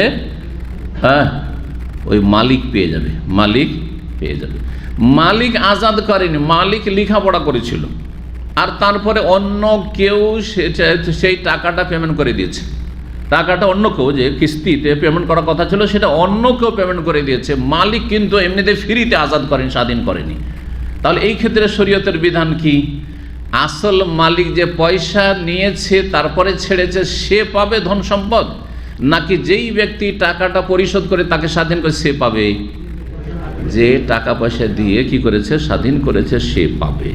মা আয়েশা রাদিয়াল্লাহু তাআলা আনহার কাছে যখন বাড়িরা আসলেন যে আমি এইরকম মালিকের সাথে লেখাপড়া করে নিয়েছি, এত টাকা দিতে পারলে আমাকে ছেড়ে দেবে, স্বাধীন করে দেবে, তো একটু আমাকে সাহায্য করে না কিছু টাকা আর্থিক, তাহলে আমি টাকাটা দিয়ে দিতে পারলে আমি স্বাধীন হয়ে যাবো, আল্লাহর ইবাদত বন্দেগী স্বাধীন হয়ে করবো, কেন বা কারো বাড়িতে আমি চাকরানি হয়ে থাকবো এরকম। তো বললেন যে কাজ করো, তাহলে এমনি তোমাকে অল্প স্বল্প এরকম কিছু সাহায্য না করে তোমার যত টাকা চুক্তি হয়েছে মালিকের সাথে সবটাই আমি দিয়ে দিচ্ছি, সবটাই আমি দিয়ে দিচ্ছি, আর তারপরে তুমি পুরো স্বাধীন হয়ে যাও, আমি স্বাধীন করে দিচ্ছি। আর শর্ত হচ্ছে, আর শরীয়তের বিধান হচ্ছে যে ওয়ালা, এটাকে কি বলা হয়, যে মালিক যেই ব্যক্তি ধন সম্পদের কি অধিকারী হবে, ওয়ারিস হবে, এই ওয়ালা সূত্রে, স্বাধীন করার সূত্রে সেটা আমার হক, সেটা হচ্ছে আমার হক, কারণ আমি তোমাকে কি করছি, টাকা পয়সা দিয়ে স্বাধীন করে দিচ্ছি। জাহিলিয়াতের যুগে প্রথা কি ছিল? জাহিলিয়াতের যুগে যারা আসল মালিক তারাই ধন সম্পদের ভাগ পাবে, আসল মালিক যারা তারাই ধন সম্পদের ভাগ পাবে। সেই অনুযায়ী বারিরার মালিককে গিয়ে যখন বললেন, বারিরা রাদিয়াল্লাহু তাআলা আনহা, তিনি মুসলিমা ছিলেন, তো বলছেন না না ঠিক আছে, আয়েশা রাদিয়াল্লাহু তাআলা বা কেউ তোমাকে যদি টাকা পয়সাতে স্বাধীন করে করুক, নেকির জন্য করুক, কিন্তু তুমি মারা গেলে ওয়ালার যে হকটা রয়েছে, মানে যে ধন সম্পদের ওয়ারিস আমরা হব, কিন্তু কারণ আসল মালিক আমরা, সেই জন্য। কথা বুঝছেন না? এটা জাহিলি তরিকা ছিল। ইসলাম এই তরিকাকে বাতিল ঘোষণা করে, কারণ তোমাদের কোনো ইহসান অবদান নেই, কোন অনুগ্রহ আছে, পয়সা নিয়ে তুমি ছাড়লে, তাই না? তো যেই ব্যক্তি পয়সা দিয়ে তোমাকে স্বাধীন করলো সে এই ওয়ালার হক পাবে, অর্থাৎ উত্তরাধিকারী হবে। তো মা আয়েশা রাদিয়াল্লাহু তাআলার কথা ছিল হক, আর বারিরার যে আসল মালিকরা তাদের কথা ছিল ভুল, ইসলাম বিরোধী। নবী করিম সাল্লাল্লাহু আলাইহি ওয়াসাল্লাম বিষয়টি জানতে পারলেন। বারিরা যেই ঘটনাটি চমৎকার ঘটনা, সেটা এখন যায়নি, সেটা হাদিসে আসেনি, একটু বলে নি, ভালো লাগবে আপনাদেরকে। বারিরা রাদিয়াল্লাহু তাআলা তখন বিবাহিত, অলরেডি বিবাহিতা যুবতী এবং খুব সুন্দরী ছিলেন, বিবাহিতা ছিলেন। তার স্বামীর নাম ছিল মুগিস, তার স্বামীর নাম ছিল মুগিস। এ মুগিস দেখতে কালো কুৎসিত ছিল, খাটো বেটে কালো, দেখতে ভালো না। আর বারিরা একেবারে সুশ্রী সুন্দরী। বারিরা যখন স্বাধীন হইলেন, আজাদ হয়ে গেলেন, তখন বলছেন না আমি, তারপর দাস, শুধু কালো না আর কুৎসিত না, তার সাথে দাস, কারণ বারিরা দাসী কারো, আর মুগিস কারো দাস। এই দাস দাসীর সাথে বিয়ে হয়েছিল। ইসলামে আরেকটি বিধান হচ্ছে, কেউ যদি দাসত্ব থেকে মুক্ত, কোনো মেয়ে যদি দাসত্ব থেকে মুক্ত হয় আর তার আগে স্বামী তার কি থাকে, দাস থাকে, তাহলে দাসের অধীনে সে থাকতে বাধ্য নয়। সে যদি মনে করে যে আমি এখন থাকবো না, কারণ আমি স্বাধীন হয়ে গেছি, একটা স্বাধীন মানুষকে বিয়ে করব, তাহলে এই অধিকার তার পুরো রয়েছে। কথা বুঝতে পারছেন? সুতরাং বারিরা রাদিয়াল্লাহু তাআলা যখন স্বাধীন হয়ে গেলেন, তাহলে কি হক হাসিল করলেন, যে এই কুৎসিতের কাছে আর গোলাম, আর আমি স্বাধীন হয়ে গেলাম, আমি একটা সুন্দরী রমণী যুবতী, ভালো একজন স্বামী পেয়ে যাবো স্বাধীন, আমি কেন এর কাছে থাকবো? জি হ্যাঁ, যেহেতু আল্লাহ কে দিয়েছেন, ইখতিয়ার দিয়েছেন, তখন বলছে আমি থাকবো না তোমার কাছে। বারিরাকে এত ভালোবাসতো মুগিস, এত ভালোবাসতো যে ও ছাড়বে না। বারিরা বাড়ি থেকে চলে এসছে, আর ও মুগিস পিছনে পিছনে কান্না করছে, আর পিছনে পিছনে ছুটছে, বেচারা কান্না করছে। রাসূলুল্লাহ এই দৃশ্য দেখতে পেলেন, যে পিছনে পিছনে কাঁদছে আর আসছে মুগিস, আর বারিরা বলছে আমি থাকবো না, আমি থাকবো না, চলে আসছে বেরিয়ে। জানতে পারলেন, জানার পরে বললেন যে কি ব্যাপার, ঘটনা এইরকম। তো তো রাসূলুল্লাহ বলেন যে বারিরা, তুমি যদি মগিসের কাছে ফিরে যেতে তো ভালোই হতো। মগিসের কাছে যদি থাকতে জায়েজ আছে, যদি মনে করো আমার স্বামী অযোগ্য দাস, তারপর আমি থাকবো তো জায়েজ আছে। তুমি যদি মগিসের কাছে থেকে যেতে তো ভালো হইতো। তখন বারি রাদিয়াল্লাহু আনহু কি বলেছিলেন? কার ঘটনা জানা আছে? কি বলেছিলেন জানেন না? বলেছিলেন যে ইয়া রাসূলুল্লাহ, আপনি এটা হুকুম করছেন না আমার কাছে সুপারিশ করছেন? হুকুম করছেন না সুপারিশ করছেন? হুকুম হইলে রাসূল সাল্লাল্লাহু আলাইহি ওয়াসাল্লামের হুকুম, সুতরাং মেনে নেওয়া ফরজ, তাহলে মেনে নেব সুন্নত করে। আর যদি বলেন যে আমি সুপারিশ করছি, তাহলে ইয়া রাসূলুল্লাহ আমি এটা পারছি না, কারণ আমি ওর রুচি হয় না ওর সাথে, আমি থাকবো না ওর সাথে, আমি ওর সাথে থাকবো না। তো নবী সাল্লাল্লাহু আলাইহি ওয়াসাল্লাম বলছেন না বাল আশফা, আমি সুপারিশ করছি, আমি হুকুম করি। আর শরীয়তের কোনো হুকুম না, কারণ শরীয়ত আল্লাহ তোমাকে পুরো ইখতিয়ার স্বাধীনতা দিয়েছে আলাদা হয়ে যাওয়ার, তার থেকে জুদা হওয়ার বা তালাক নিয়ে নেওয়ার।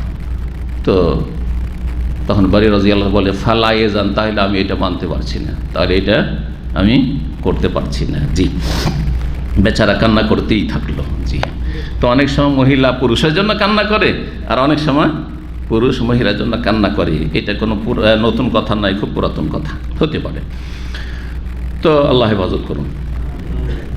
আয়েশা রাদিয়াল্লাহু তাআলা বলেছেন, বাড়িরা আসলেন তাসালফি কিতাবিতে টাকা পয়সা সাহায্য চাওয়ার জন্য, যে আমি লেখাপড়া করেছি, তো টাকাটা যদি একটু সাহায্য করতেন তাহলে আমি পেমেন্ট করতে পারতাম। ফাকালা, তখন বললেন মা আয়েশা, ইন শেতে আতাইতু আহলাকে, তুমি যদি চাও তো তোমার যে পরিবার রয়েছে, মানে মনিবরা রয়েছে, তাদেরকে আমি পুরো টাকাটা দিয়ে দেবো। ওয়াকুনুল ওয়ালাউলি, ওয়ালার অধিকার আমার থাকবে, কারণ শরীয়তের বিধান হচ্ছে যে আমি যেহেতু স্বাধীন করছি, আমার অনুগ্রহ তোমার ওপর, তোমার ধন সম্পদের ভাগ আমি পাবো, তোমার যেহেতু কেউ নেই। ওয়াকাল আহলুহা, কিন্তু বাড়িরার পরিবার মানে মনিবরা কি বলল, ইনশেতে আতাইতে হামা বাকিয়া। মা আয়েশা রাদিয়াল্লাহু তাআলা বললেন, আপনি যদি চান তাহলে কিছু টাকা সে পেমেন্ট করেছে কিস্তি, আর বাকিটা যদি দেন আল্লাহর হস্তে দেন, আপনি আল্লাহর হস্তে দেন, কিন্তু আপনি ওয়ালা পাবেন না, আমরা জমি জায়গার ভাগ পাবো, ধন সম্পদ যা আছে বাড়িরা যা কিছু হবে, হ্যাঁ, তার ইন্তেকালের সময় সব আমরা পাবো, এই অধিকার আমাদের। ওয়াকুনুল ওয়ালাউ লানা। হ্যাঁ, মা বাকি কালা সুফিয়ান সৌরি আবার অন্য রেওয়ায়েতে বলেছে ইনশিতে আতিকতেহা। মা আয়েশাকে সম্বোধন করে বলছেন ওই পরিবারের লোকেরা, মনিবেরা, যে আপনি যদি চান তো স্বাধীন করেন, আল্লাহর জন্য করেন। ওয়াকুনুল ওয়ালাউ লানা, কিন্তু ওয়ালার হক আমাদের থাকবে। এটা তাদের অন্যায় দাবি দাওয়া ছিল। তখন নবী করিম সাল্লাল্লাহু আলাইহি ওয়াসাল্লাম, ফালাম্মা যা রাসূলুল্লাহ সাল্লাল্লাহু আলাইহি ওয়াসাল্লাম, মা আয়েশা রাদিয়াল্লাহু তাআলা আনহার সাথে এতটুকু কথাবার্তা হইল, বাড়িরার যে পরিবার মানে মনিব, তার সাথে এরকম কথা হইল, তার মাঝেই রাসূলুল্লাহ সাল্লাল্লাহু আলাইহি ওয়াসাল্লাম বাড়িতে এসেছেন। তখন যাক্কারাতহু যালিকা, এই বিষয়টি স্মরণ করিয়ে দিলেন বা আলোচনা করলেন, ইয়া রাসূলুল্লাহ, আমার কাছে বাড়িরা এরকম এসেছিল ঘটনা এই, আর বাড়িরা টাকাটা আমি পুরো দিতে চাইলাম, আর বললাম যে শরীয়তের বিধান হচ্ছে ওয়ালা আমি পাবো, কিন্তু তার মালিকরা বলছেন না, ওয়ালা তারা নেবে, আবার সব পয়সাও নেবে। এইরকম নবী সাল্লাল্লাহু বললেন, ইবতাইহা মানে ইশতারিহা, তাকে খরিদ করে না, বা মানে বিক্রি করা, আর ইবতা বাবে ইফতিয়ালে গেলে মানে খরিদ করা। আরবি দেখেন, এক বাবে গেলে একই শব্দ, বা ইয়াবিও মানে বিক্রি করা, আর ইবতা ইয়াবতাও মানে ক্রয় করা, খরিদ করা, কেনা। তো নবী সাল্লাল্লাহু বললেন, তুমি খরিদ করে নাও, ফাতিকিহার, তাকে স্বাধীন করে দাও। ফাইনাল ওয়ালা লিমান আতাকা, শরীয়তের বিধান হচ্ছে ওয়ালার অধিকার ওর, যেই ব্যক্তি স্বাধীন করবে। তুমি স্বাধীন করছো, সুতরাং ওয়ালা তুমি পাবে, ওরা পাবে না। ওয়ালা বুঝেছেন তো? ওয়ালা কোনো ধন সম্পদের নাম। ওয়ালা হচ্ছে এমন একটি অধিকার, সেটি হচ্ছে স্বাধীন করার অনুগ্রহের কারণে এই অধিকার সাব্যস্ত হয়, যে অধিকারের ভিত্তিতে যেই ব্যক্তিকে স্বাধীন করা হয়েছে তার নিকটাত্মীয় ওয়ারিসিন না থাকলে সেই ব্যক্তি ইন্তেকালের সময়, বা ওই দাস দাসী যে ছিল তার ইন্তেকালের সময় কি হবে, যা কিছু ধন সম্পদ থাকবে তার সমস্ত সে পাবে। জি, এটা হচ্ছে ওয়ালার সম্পর্ক।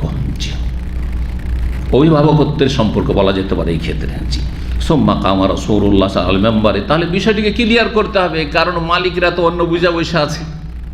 নবী সাল্লাল্লাহু আলাইহি ওয়াসাল্লাম বলে তুমি কিনে নাও, তখন দেখা যাচ্ছে, কারণ আসল যেটা মানতে হবে শরীয়তের দ্বারা, মুসলিম। তো রাসূলুল্লাহ সাল্লাল্লাহু আলাইহি ওয়াসাল্লাম মেম্বারে দাঁড়ালেন।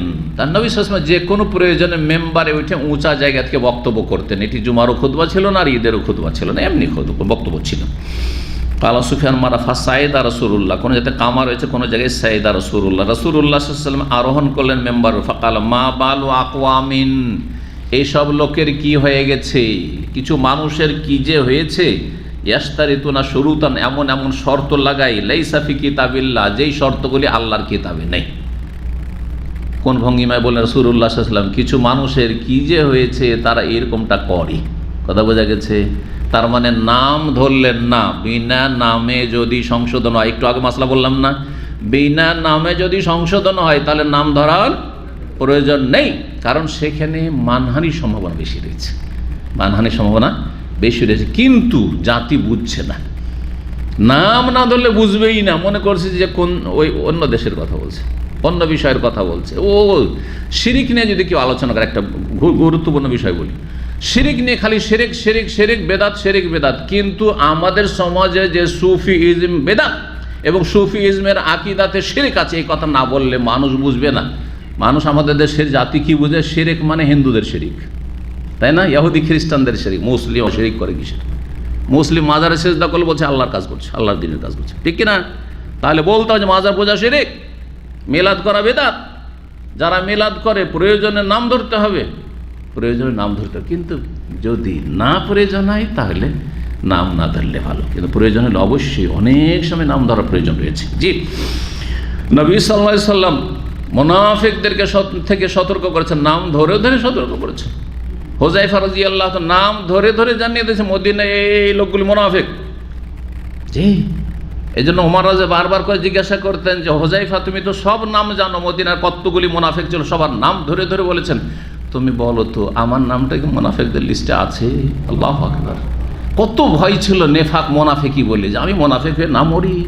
ওই যে লিস্টটা তোমাকে রাসূলুল্লাহ সাল্লাল্লাহু আলাইহি ওয়াসাল্লাম বলেছেন, তার মধ্যে কি আমার নাম তুমি শুনেছো? বলছেন না, তোমার নাম নাই, তুমি চিন্তা করিও না। আল্লাহু আকবার!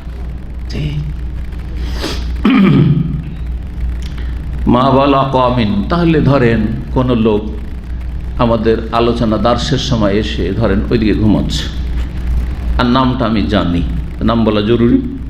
এখানে জরুরি না, নাম বললে হ্যাঁ কষ্ট পাবে। তারপরে হয়তো দিন শিখছিল, ওইটুকু আসবে না, একটু এসে যে বসছিল।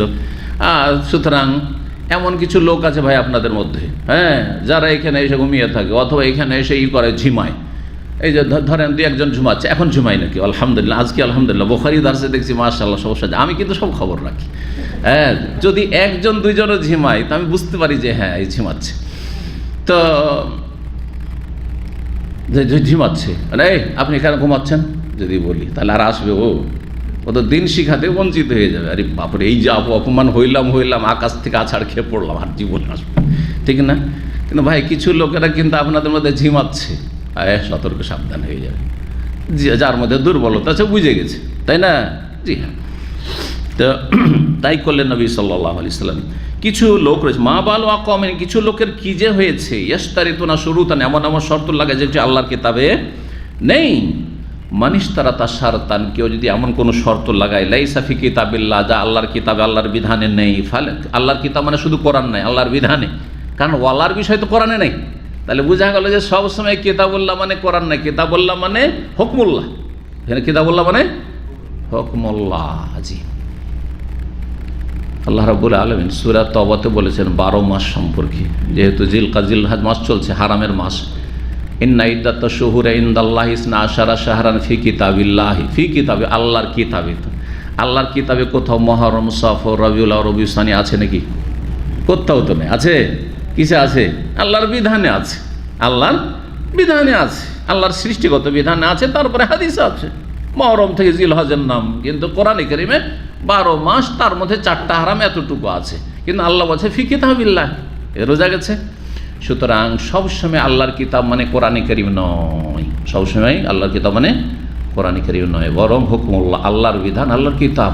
যদি কোরআনে কারীমে নাও থাকে, রাসূলুল্লাহ সাল্লাল্লাহু আলাইহি ওয়াসাল্লাম সুন্নাহ হাদিস দ্বারা প্রমাণিত, সেটিও আল্লাহর কিতাব, কারণ আল্লাহর কিতাবের সেটি তাফসীর, ব্যাখ্যা। জি, আল্লাহর বিধানে যদি না থাকে ফালাইসা লাহু, তাহলে তার কোনো অধিকার নেই। ওয়াইনিস তারা তা মিয়াতা শর্তেন, যদিও 100টি শর্ত লাগায়। ও তো একটা শর্ত লাগিয়েছে যে ওয়ালা আমাদের হবে ও মনিব বারিরার, 100টিও যদি শর্ত লাগায় আর একটিও যদি কোরআন সুন্নায় না থাকে, সেই শর্ত একেবারে বেকার, ফালতু, কোনো মূল্য রাখে না। এখন আমাদের দেশের বিয়ে শাদী, কত যে ছেলে পক্ষ হারাম শর্ত লাগায় না? হ্যাঁ, কী করতে হবে? বাড়িঘর সাজিয়ে দিতে হবে, ফার্নিচার বিয়ের দিন দিয়ে দিতে হবে, আর তারপরে হোন্ডা দিতে হবে। আজকাল তো হোন্ডা না, 4 চাকা দিতে হবে, সব মেলা শর্ত লাগিয়েছে। জামাইকে আপনি তো বিদেশে থাকেন, প্রবাসে নিয়ে যেতে হবে, আপনি তো আমেরিকায় থাকেন, শর্ত হচ্ছে আমেরিকা নিয়ে যেতে হবে। এসব শর্ত যদি লাগায় আর তারপরে মেয়ে পক্ষ কিছুই করলো না, হ্যাঁ, বিয়ে দেওয়ার জন্য শর্ত মেনে নিয়েছে, আর তারপর একটিও পুরা করলো না, মেয়ে পক্ষ কোনো অবিচার করেনি। কারণ হাদিস কি বলছে? এই শর্তগুলি আল্লাহর কিতাব, আল্লাহর বিধান নেই। আছে যে মেয়ে পক্ষ বিয়ে দিলে বিদেশ নিয়ে যেতে হবে, মেয়ে পক্ষে বিয়ে দিলে একটা পয়সা দিতে হবে, মেয়ের বাবাকে 1 টাকা দিতে হবে। হাদিস আছে, কোরআনে আছে, বরং কোরআনে আছে ওয়ান্তাবতাগু বিআমওয়ালিকুম, এই ছেলেরা, এই যুবকরা, হে পুরুষরা, তোমরা স্ত্রী তলাশ করো তোমাদের পয়সার বিনিময়ে, মোহর দিয়ে এসো আর বিয়ে করে নিয়ে এসো।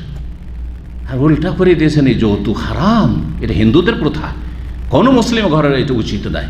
বরং কোনো সামান্যতম লোভ লালসা যেন না থাকে। অনেক ভদ্র জামাইরা রয়েছে, আউযুবিল্লাহি মিনাশ শাইতানির রাজিম, বলছে না না না না কিছু চাওয়া চাই নাই, কিন্তু যদি কিছু না দেয়, আরে আমরা না হয় ভদ্রতার খাতিরে চাইলাম না, কিন্তু একটা মানবতা তো আছে।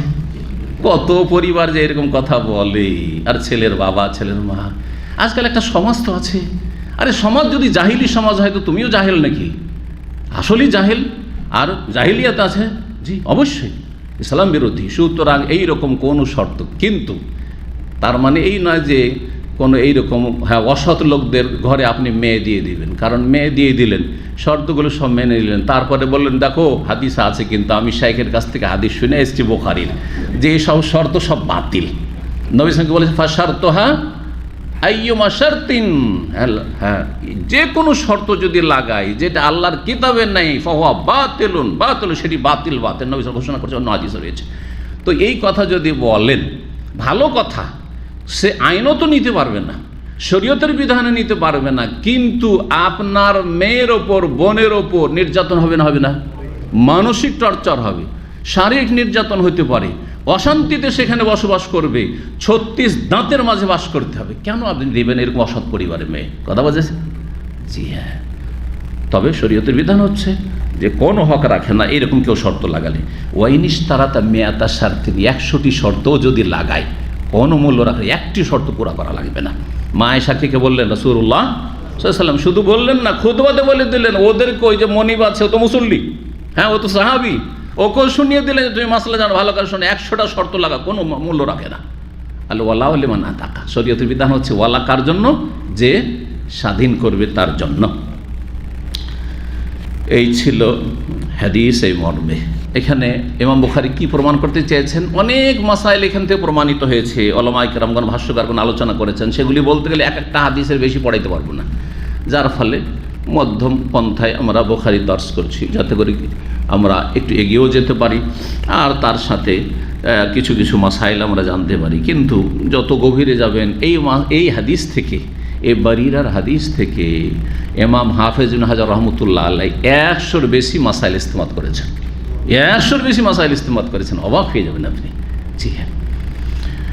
তো অনেকগুলি মাসলা কথা প্রসঙ্গে চলে এসছে, কিন্তু ইমাম বুখারী যে মাসলাটি এখানে প্রমাণ করেছেন সেটা হচ্ছে যে মসজিদে ব্যবসা বাণিজ্যের বিষয়ে আলাপ আলোচনা করা, মাসাইল আলোচনা করে। কেউ ধরেন আমি মসজিদে আছি আর মাসলা জিজ্ঞাসা করলো, এই ব্যবসা হালাল না হারাম, এটা করা যাবে না যাবে না, আপনার কি পরামর্শ এই ব্যবসা সম্পর্কে? জায়েজ, কিন্তু কেনা বেচা জায়েজ না? কেনা বেচা করা জায়েজ নাই। 71 নম্বর অধ্যায় বলছে বাবু তাকাজি ওয়াল মুলাজামা ফিল মসজিদে। এই অধ্যায় হচ্ছে মসজিদে তাগাদা করা। তাগাদা বলেন তো আপনারা, কিসের তাগাদা করে? পাওনার তাগাদা। টাকা পয়সা কারো কাছে পাবেন, কি করছেন? আমরা বলি তাগাদা বাংলায়, আর ওইটি আরবিতে হচ্ছে তাকাদা, তাকাদা।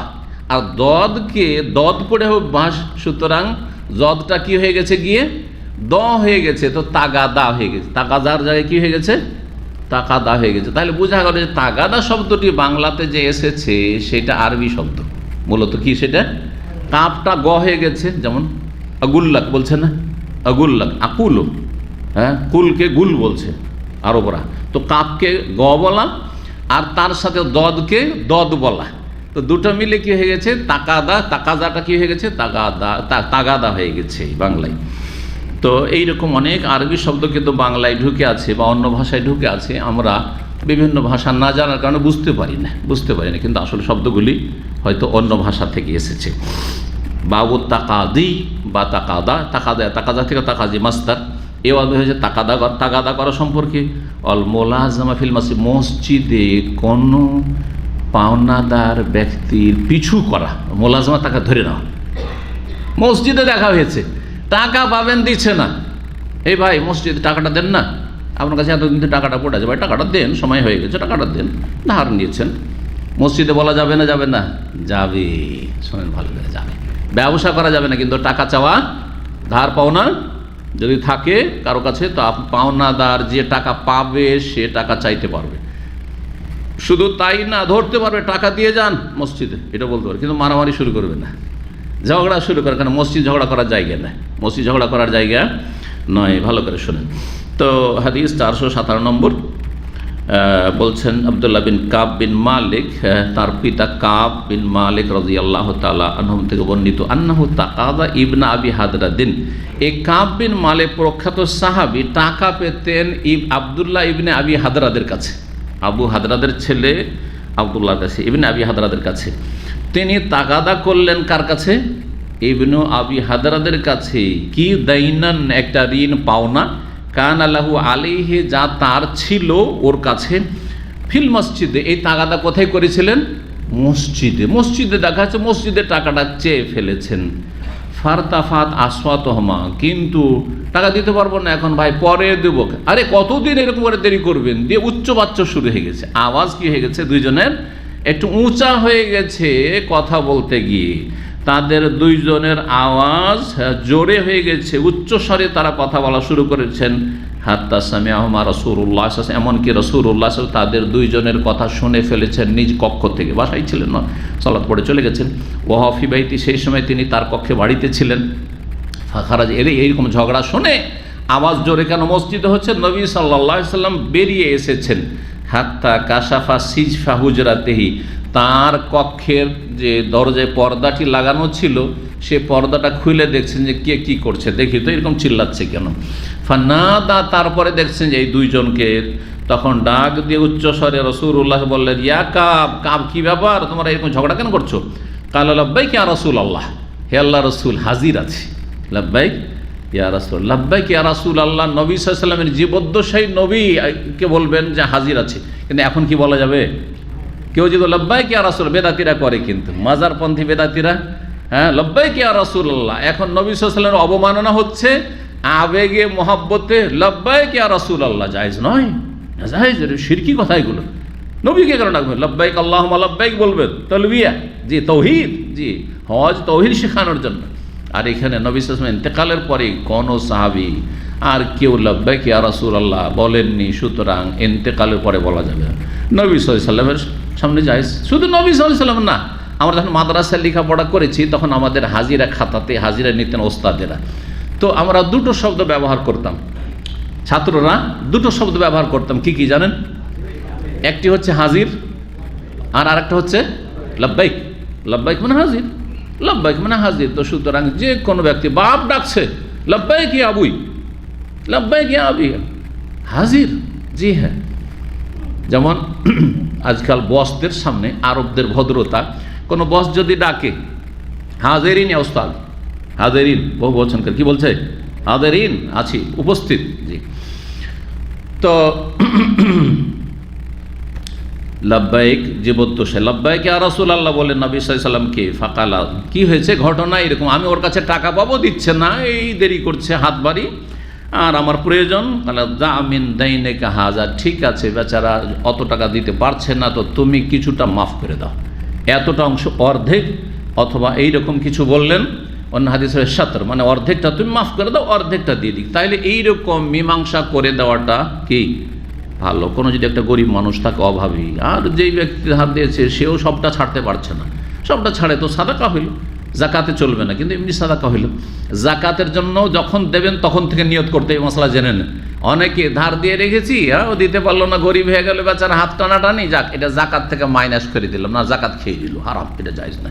কারণ জাকাত হচ্ছে ফরজ ইবাদত, দেওয়ার সময় আপনার নিয়ত থাকতে হবে যে এটা আমি জাকাত দিচ্ছি, কথা বোঝা গেছে। তবে কাউকে ধার দেওয়ার সময় যদি নিয়ত করে নেন যে এটা আমি জাকাত, আমি বুঝতে পারছি ও দিতে পারবেন না, ও জাকাত চাও, তাহলে সেটা ভিন্ন বিষয়। কিন্তু আপনি না, প্রথম ধার দিলাম আর পরে দিতে পারেন। আমাদেরকে অনেকে কিন্তু এই মাসলা জিজ্ঞাসা করে যে এখন আমার অনেক আত্মীয়রা আছে, অনেক গরিব হয়ে গেছে, আর কখনো দিতেও পারবে না, তো এটাকে আমি জাকাতে কাটতি করতে পারবো? হারাম, যাই না, কথা বোঝা গেছে। জি হ্যাঁ, কিন্তু সাদকা ঠিক আছে, ওয়ান্তা সাদ্দাকু খায়রুল লাকুম, আল্লাহ বলেছেন।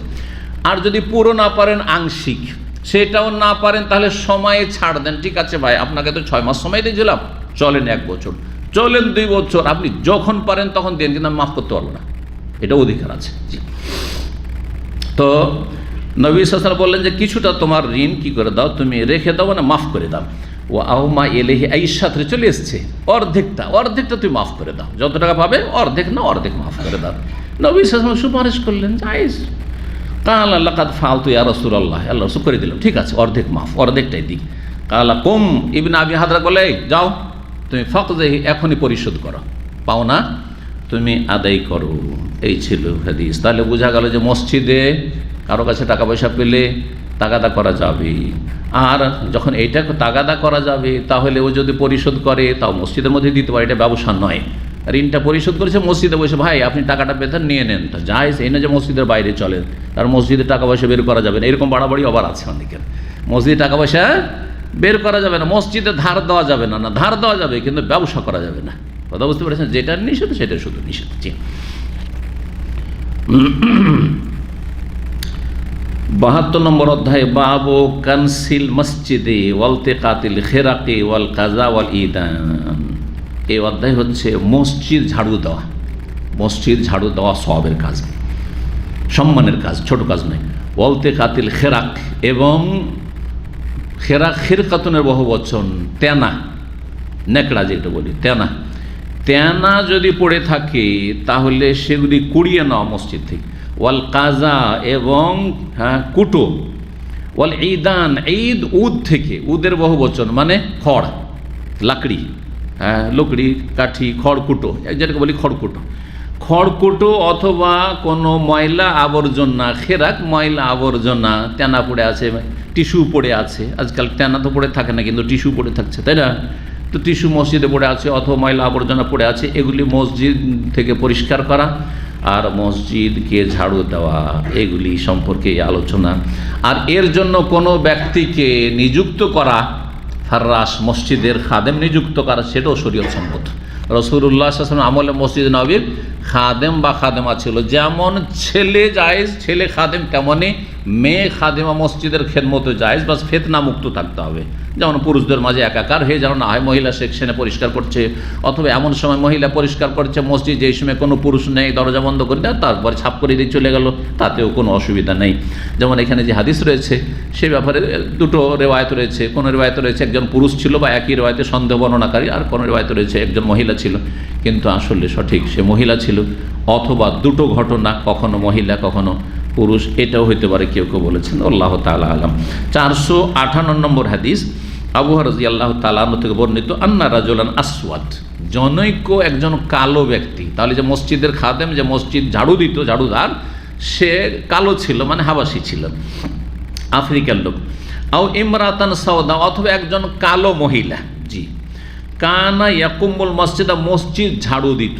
কাম্মা ইয়াকুম্ম মানে হচ্ছে ঝাড়ু দেওয়া, একনেসো, কানাসা, একনেসো, আজকাল কানাসা বলা হচ্ছে, এই জন্য এটাকে কান্নাসা বা মিকনাসা বলছে। ঝাড়ুকে কি বলছে? মেকনাসা। জি হ্যাঁ, ঝাড়ু দেওয়ার যন্ত্র, মেকনাসা ইসিম আলার শেখা, কিন্তু মেকনাসুন। জি, ফামাতা, তারপরে ওই মহিলা অথবা ওই পুরুষ হঠাৎ করে মারা যায় রাতে। ফাসাল নবী আনহু, নবী সাল্লাম তার সম্পর্কে জিজ্ঞেস করে। সকালবেলা দেখছে যে মসজিদের ওই যে কাজের মেয়েটা খাদেমা ছিল, যে ঝাড়ুদার দেখছি না কেন, কোথায় গেছে, অথবা সে পুরুষ ছিল। বললেন সাহাবীরা মাতা ফাকালু, মাতা ইন্তেকাল করেছে, আর রাত্রে আপনাকে জাগানোটা পছন্দ করেন, অন্য হাদিসে রয়েছে, এই জন্য আমরা কি করেছি, দাফন করে দিয়েছি আপনাকে না জানিয়ে, কি আর জানাবো। আর সাহাবীরা মনে করেছেন যে সাধারণ একটা ঝাড়ুদারও মারা গেছে, এর জন্য নবী সাল্লাল্লাহু আলাইহি ওয়াসাল্লাম ঘুমিয়ে গেছেন, এসা পরে তাহাজ্জুদে উঠবেন, কি জন্য বা জাগাইতে যাবো, আমরা এই জানাজা পড়িনি। জি। কালা ফালা কুনতুম আযানতুমুনি বিহি, তোমরা আমাকে কেন জানাওনি। আল্লাহু আকবার। নবী সাল্লাল্লাহু আলাইহি ওয়াসাল্লামের কাছে ছোট বড় মাপকাঠি পেশা ছিল না, ছোট বড় মাপকাঠি পেশা ছিল না। আলহামদুলিল্লাহ, আমার কাছে পেশা, আমার কাছে ছোট বড় মাপকাঠি না। এই জন্য আমার কাছে দিন শিখতে আসলে ডাক্তার, ইঞ্জিনিয়ার, আমার ক্লিনার ভাইয়েরা সব একসাথে আসতে হবে। কিছু কিছু সেন্টারে একসময় এরকম করেছিল, শুধু ডাক্তার ইঞ্জিনিয়ারদের কোর্স। আমি বলছি এটা আমি আমার জীবনে করবো না, আমার জীবনে এটা করব না, কারণ আমি এই মানহাজের লোক না। আমার কাছে সবাই সমান, আমার কাছে সবাই সমান, আমি করিনি। কিন্তু আমাদের কিছু ভাইরা করেছেন, আমি তাদেরকে বলেছিলাম যে ভাই এটা আমার দ্বারা সম্ভব না, আপনারা করেছেন করেন, কিন্তু আমি ইঞ্জিনিয়ার ছাড়া অনেক আবেগী মানুষ, আগ্রহী মানুষ আগ্রহ নিয়ে গেছে দর্শে, বলছে যে না না না আপনাকে নেওয়া হবে না, কারণ আপনি ডাক্তারও না, ইঞ্জিনিয়ার না। এটা কোন শরীয়ত হলো?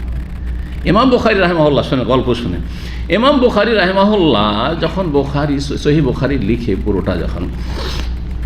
পুরো করলেন দীর্ঘ 16 বছরে, তখন আব্বাসী খলিফা হারুন রশিদের জামানা সম্ভবত ছিল।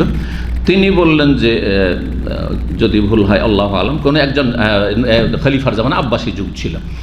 তো তিনি বললেন যে আমার ছেলেরা তো জনগণের কাছে কি রাজার ছেলে, যেমন তেমন কথা। আজকাল সাধারণ এমপির ছেলেরা সাধারণ মানুষের সাথে মিশতে চায় না, তাই না? তো রাজার ছেলে, হ্যাঁ, যারা রাজপুত তারা কি করে এর সাথে বসবে সাধারণ জনগণের সাথে? সুতরাং আপনি যদি একটা সময় করেন, যেই সময়টায় আমার ছেলেদেরকে, রাজা বাদশাহ নিজে খলিফাতুল মুসলিমের বলছেন বাগদাদে, আমার ছেলে এদেরকে একটু যদি আপনার হাদিসটা বুখারীটা পড়িয়ে যেতেন। কি বলেছিলেন উত্তরে বুখারী রাহিমাহুল্লাহ? বলছেন আমি রাসূলুল্লাহ সাল্লাল্লাহু আলাইহি ওয়াসাল্লামের হাদিসের সুন্নাহর অবমাননা করতে পারবো না, তাওহীন করতে পারবো না। এখানে বেয়াদবি হবে রাসূলুল্লাহ সাল্লাল্লাহু আলাইহি ওয়াসাল্লামের সাথে। আমি খাস করে আপনার ছেলেদেরকে শুধু লেখাপড়ার জন্য রাজ দরবারে আমি যাব, এটা করব না। এই জন্য সালাফি ওলামারা আর দরবারি নয়। দেখেছেন যে সালাফি ওলামারা কোথাও শাসকদের সাথে, নেতাদের সাথে সেলফি নেওয়া আর ছবি নেওয়া এটা গৌরবের বিষয় কখনো মনে করি না, আলহামদুলিল্লাহ, কখনো মনে করেন না এটা। জি, কোনো এতে কোনো মর্যাদা নেই। কিন্তু যারা আমাদেরকে গাল দেয় দরবারি বলে, আর আমাদেরকে ডলার খোর আর রিয়াল খোর বলে যারা গাল দেয়, তাদেরই ছবি আর সেলফি দেখা যায় নেতাদের সাথে, শুধু না নেত্রীদের সাথে পর্যন্ত। ইফতার পাশাপাশি করছে, দেখেছেন না? দেখেন নাই? তারপরও এইসব মিথ্যা কথাতে কান দেবেন, গুজবে কান দেবেন, অপপ্রচারে কান দেবেন, আর এই যে ঘৃণা ছড়াচ্ছে অসৎ লোকেরা, তাদের অসৎ উদ্দেশ্যে আপনি বিভ্রান্ত হবেন। আল্লাহ যেন বুঝার তৌফিক দান করেন। জি। তো নবী করিম সাল্লাল্লাহু আলাইহি ওয়াসাল্লাম বললেন আমাকে জানাওনি কেন? দুল্লুনি আলা কবরিস, এটা বলে থেকে গেলেন না। আচ্ছা কোথায় কবর আছে? ঝাড়ুদার মহিলা, কালো, সুবহানাল্লাহ, কিচ্ছু না, কবর দেখিয়ে দাও কোথায় কবর আছে। সাহাবীরা গেলেন, কবর দেখে দিয়ে এটা হচ্ছে তাজা কবর, রাত্রে আমার কবর দিয়েছি। আলা কবরেহা ফাতা কবরহ, নবী সাল্লাল্লাহু আলাইহি ওয়াসাল্লাম ওই মহিলা অথবা ওই পুরুষ যে ঝাড়ুদার ছিল তার কবর কাছে আসলে ফাসাল্লা আলাইহা, সেই কবরটিকে সামনে করে জানাজার সালাত আদায় করলেন, জানাজার সালাত আদায় করলেন। এখান থেকে কি বোঝা গেল আরেকটি মসলা, যে দাফন হওয়ার পরেও তাজা যদি কবর থাকে 1 মাসের ভিতরে, ওলামারা বলেছেন, তাহলে আপনি কবর সামনে করে জানাজা পড়তে পারবেন। অনেকের বাপ মা আত্মীয় স্বজন কেউ মারা গেছে, বা গ্রামের কোনো ব্যক্তি ভালো মানুষ মারা গেছে, আপনি দেশে গেছেন 1 মাস পরে, অসুবিধা নেই। কবর শুধু সেখানে গিয়ে দোয়া করে আসবেন না, আপনি কবর জিয়ারত করে আসবেন না, সেখানে গিয়ে কবর সামনে করে, যেমন লাশের খাটলি সামনে করে জানাজা পড়া হয়, ঠিক তেমনি কবর সামনে করে জানাজা পড়া সুন্নাত, এই হাদিস দ্বারা প্রমাণিত রাসূলুল্লাহ। তবে ওলামারা বলেছে খুব পুরাতন কবরে নাই, খুব পুরাতন কবরে নাই, তাজা নতুন কবর রয়েছে, আর সেই কবরে যদি পড়েন জানাজা তাহলে কোনো অসুবিধা নেই। জি, বরং সুন্নাত এটি। 73 নম্বর অধ্যায় বলছেন বাবু তাহরিমে তিজারাতিল খামরি ফিল মসজিদে। এই অধ্যায় হচ্ছে মসজিদে মদ হারামের ঘোষণা করা। মদ হারাম এ কথা মসজিদে কি করা? এলান করা, জানানো, মদের আলোচনা। মদ কত খারাপ জিনিস, তাই না? কিন্তু মদের কথা মসজিদে বলা যাবে না। ওর চেয়ে বড় অপরাধ হচ্ছে শিরক। তো শিরকের কথা মসজিদে বলবেন না? হ্যাঁ, খুন করা, জেনা করা, অশ্লীলতার কথা, জেনা থেকে সতর্ক সাবধান করবেন না মসজিদে। বলছেন না, আল্লাহর ঘর, কি বলে আপনি জেনা মুখে নিয়ে আসছেন, বলবে নাকি না। তো মসজিদে, বড় মসজিদে মেম্বারও যদি হয়, যেসব হারাম কিছু রয়েছে তার মধ্যে একটি হচ্ছে মদ, উম্মুল খাবা, এই সমস্ত নোংরামের হচ্ছে জট, সেসব হারামের ঘোষণা করা। জি, রাসূলুল্লাহ সাল্লাল্লাহু আলাইহি সাল্লাম এই ঘোষণা মসজিদে করেছিলেন। এই ক্ষেত্রে মা আয়েশা রাদিয়াল্লাহু তাআলা আনহা থেকে বর্ণিত 459 নম্বর হাদিস, ক্বালাত লাম্মা উনজিলাতিল আয়াতু ফি সূরাতিল বাকারা, যখন সূরা বাকারার বেশ কিছু আয়াত নাজেল হলো ফির রিবা, সুদের হারাম হওয়া সম্পর্কে, সুদ সম্পর্কে, আয়াত নম্বর 275 থেকে 280, 6টি আয়াত, 275 থেকে 280 পর্যন্ত সুদ সম্পর্কীয় আয়াত সূরা বাকারাতে রয়েছে, আর সূরা আলে ইমরানে একটি আয়াত রয়েছে। জি, তো এখানে রয়েছে আল্লাযীনা ইয়াকুলুনার রিবা লা ইয়াকুমুনা ইল্লা কামা ইয়াকুমুল্লাযী ইয়াতাখাব্বাতুহু শাইতানু মিনাল মাস যালিকা বিআন্নাহুম ক্বালু ইন্নামাল বাইউ মিসলুর রিবা ওয়া হাল্লাল্লাহুল বাই'a ওয়া হাররামার রিবা আল আয়াত। তো এই আয়াতে শুরু করে শেষ পর্যন্ত যে আয়াতগুলি রয়েছে, এই আয়াতগুলি যখন নাজেল হলো, খারাজান নবী ইলাল মসজিদে, নবী সাল্লাল্লাহু মসজিদে গেলেন। ওহী নাজেল হয়েছে, সুদ হারাম, তার আগে পর্যন্ত সুদ হারাম করা হয়নি। তাহলে সুদি কারবার অনেকেই করতেন। নবী সাল্লাল্লাহু আলাইহি ওয়াসাল্লাম চাচা আব্বাস রাদিয়াল্লাহু আনহু মক্কায় সুদের কারবার করতেন, কারবারি ছিলেন, বড় ব্যাপারী ছিলেন তিনি। তো মসজিদে আসলেন, আসা ফাকারাহুন আলান নাস, জনগণের সামনে এই আয়াতগুলি পড়ে শুনিয়ে দিলেন যে আল্লাহ সুদকে হারাম করেছে, সুদের জন্য কঠিন শাস্তি রেখেছেন। সুম্মা হাররামা তিজারাতাল খামরি, তারপরে মদের ব্যবসা যে হারাম, মদ খাওয়া তো হারাম কিন্তু মদের ব্যবসাও হারাম, এই কথার ঘোষণা রাসূলুল্লাহ সাল্লাল্লাহু আলাইহি ওয়াসাল্লাম এই সুদের আয়াতগুলি শোনানোর পরে বর্ণনা করলেন। এই ছিল হাদিস। তাহলে মসজিদে মদের আলোচনা করা, মদ থেকে সতর্ক করা, অথবা যে কোনো অপরাধ ক্রাইম সম্পর্কে সতর্ক করার প্রমাণ রাসূলুল্লাহ সাল্লাল্লাহু আলাইহি ওয়াসাল্লাম থেকে রয়েছে। আর একটি অধ্যায় দিয়ে শেষ করে বাবুল খাদাম লিল মসজিদ, মসজিদের খাদেম নিযুক্ত করা, মসজিদের খাদেম নিযুক্ত করা। মসজিদের খাদেম নিযুক্ত করা জায়েজ কিনা? এখানে জায়েজ। তো বলছে দলিল দেন, তো দলিল দেন। তা দলিল নেওয়ার জন্য কি করতে হবে? কোরআনে কারীমের জ্ঞান থাকতে হবে, অথবা রাসূলুল্লাহ সাল্লাল্লাহু আলাইহি ওয়াসাল্লামের সুন্নাহ হাদিসের জ্ঞান থাকতে হবে। তো এটাই ফায়দা। তো এখানে দেখেন হাদিসে কি বলা হচ্ছে, বলছেন ওয়াকাল ইবনে আব্বাস, আব্দুল্লাহ বিন আব্বাস রাদিয়াল্লাহু তাআলা আনহু আয়াতের তাফসীরে বলেছেন সূরা আলে ইমরান আয়াত নম্বর 35।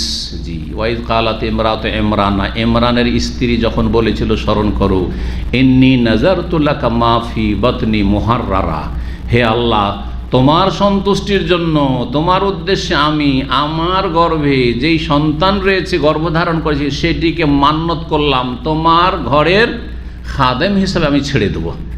কোন ঘর উদ্দেশ্য করেছিলেন? যেহেতু বাস করতেন প্যালেস্টাইনে বাইতুল মুকাদ্দাসের কাছে, বাইতুল মুকাদ্দাসের খাদেম হিসাবে আমি আমার গর্ভে যা আছে যখন জন্মিবে এটাকে তোমার রাস্তায় ছেড়ে দেবো। আল্লাহ মসজিদের খেদমত করবে, বাইতুল মুকাদ্দাস বা মসজিদ আকসার খেদমত করবে।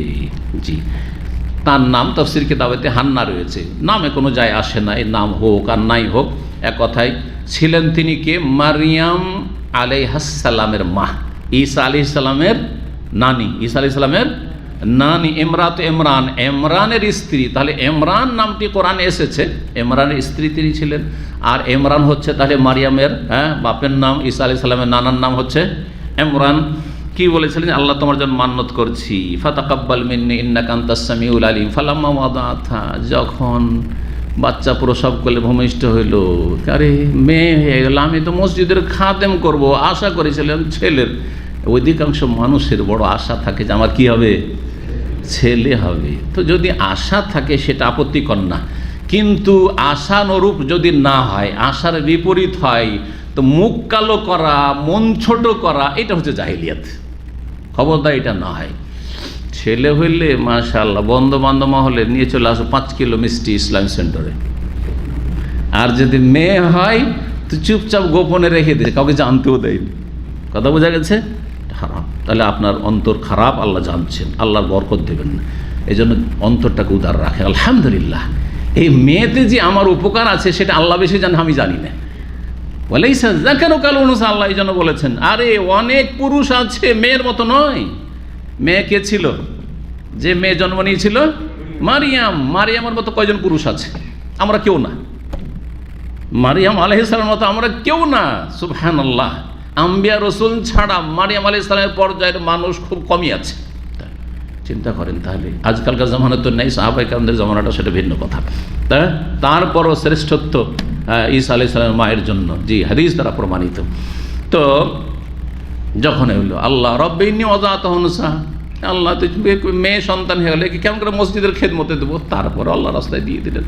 লম্বা ঘটনা রয়েছে। যাই হোক, তো এই হাদিস না এই আয়াত থেকে কি প্রমাণ করতে চাইলেন ইবনে আব্বাস রাদিয়াল্লাহু তাআলা আনহু দলিল হিসাবে বলছে, লিল মসজিদে ইয়াখদুমুহু নাযারাতু লাকা মা ফি বাতনি মুহাররারান, আমার পেটে আমার গর্ভে যে আছে সেটা আমি তোমার জন্য মান্যত করেছি, মুহাররার স্বাধীন করে দেব, মানে তোমার রাস্তায় ছেড়ে দেব।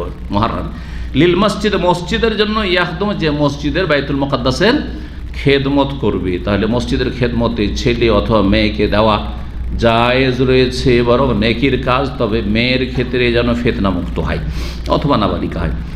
460 নম্বর হাদিস, আবু হুরায়রা রাদিয়াল্লাহু তাআলা আনহু থেকে বর্ণিত। এই আগের হাদিসে ইন্না আমরাতান বা আন্না আমরাতান আও রাজুলান, একজন মহিলা, জনৈক মহিলা অথবা কোনো পুরুষ, কানা ইয়াকুম মসজিদ নববীর ঝাড়ু দিত। আর তারপরে একজন বর্ণনাকার ওয়ালা ওরাহু ইল্লা ইমরাতান, কিন্তু আমার মনে হচ্ছে সে ছেলে ছিল না, একজন মহিলা ছিল, সে পুরুষ ছিল না, একজন মহিলা ছিল। এর বেশি শক্তিশালী। নবী সাল্লাল্লাহু আলাইহি ওয়াসাল্লাম সেই হাদিস বর্ণনা করলেন। আর আন্নাহু সাল্লা আলা কবরিহি, রাতে যেহেতু জানাজা হয়ে গেছিল, সকালে জানতে পেরে নবী সাল্লাল্লাহু আলাইহি ওয়াসাল্লাম কবর বললেন, কবরটা দেখিয়ে দাও। কবরটা দেখিয়ে দাও যে বললেন, এখান থেকে কি শিক্ষা পেলেন বলেন? নবী আলেমুল গায়েব না। যদি গায়েব জানতেন বেরলবি আকীদা যে নবীরা আলেমুল গায়েব, তাহলে কি এরকম করাটা ঠিক? নবী সাল্লাল্লাহু আলাইহি ওয়াসাল্লাম জানছেন যে কোথায় কবর হয়েছে, জানছেন যে মারা গেছে, ও তখনই উঠে চলে আসবেন, আবার জানাওনি কেন বলবেন? আবার জানাওনি কেন এক বললেন? তাহলে না জানার কারণে জানতে পারেননি নবী সাল্লাল্লাহু আলাইহি ওয়াসাল্লাম যে মহিলাটি মারা গেছে, আর তারপরে কবর হয়েছে ওটাও জানেন না যে কোথায় কবর হয়েছে, তাই না? সুবহানাল্লাহ। তারপরে নবীকে আলেমুল গায়েব হাজির নাজির। আল্লাহ হেদায়েত করবে সব গুমরাহ পথভ্রষ্টদেরকে। শিরকি, বড় শিরকি আকীদা, কুফরি আকীদা। তো আন্নাহু সাল্লা আলা কবরিহি, নবী সাল্লাল্লাহু আলাইহি ওয়াসাল্লাম তার কবরকে সামনে রেখে জানাজার সালাত আদায় করলেন। এখানে আজকের আলোচনা শেষ করছি। ওয়া সাল্লাল্লাহু আলা সাল্লাম নবিয়ানা মুহাম্মদ ওয়া আলা আলিহি ওয়া সাহবিহি আজমাইন।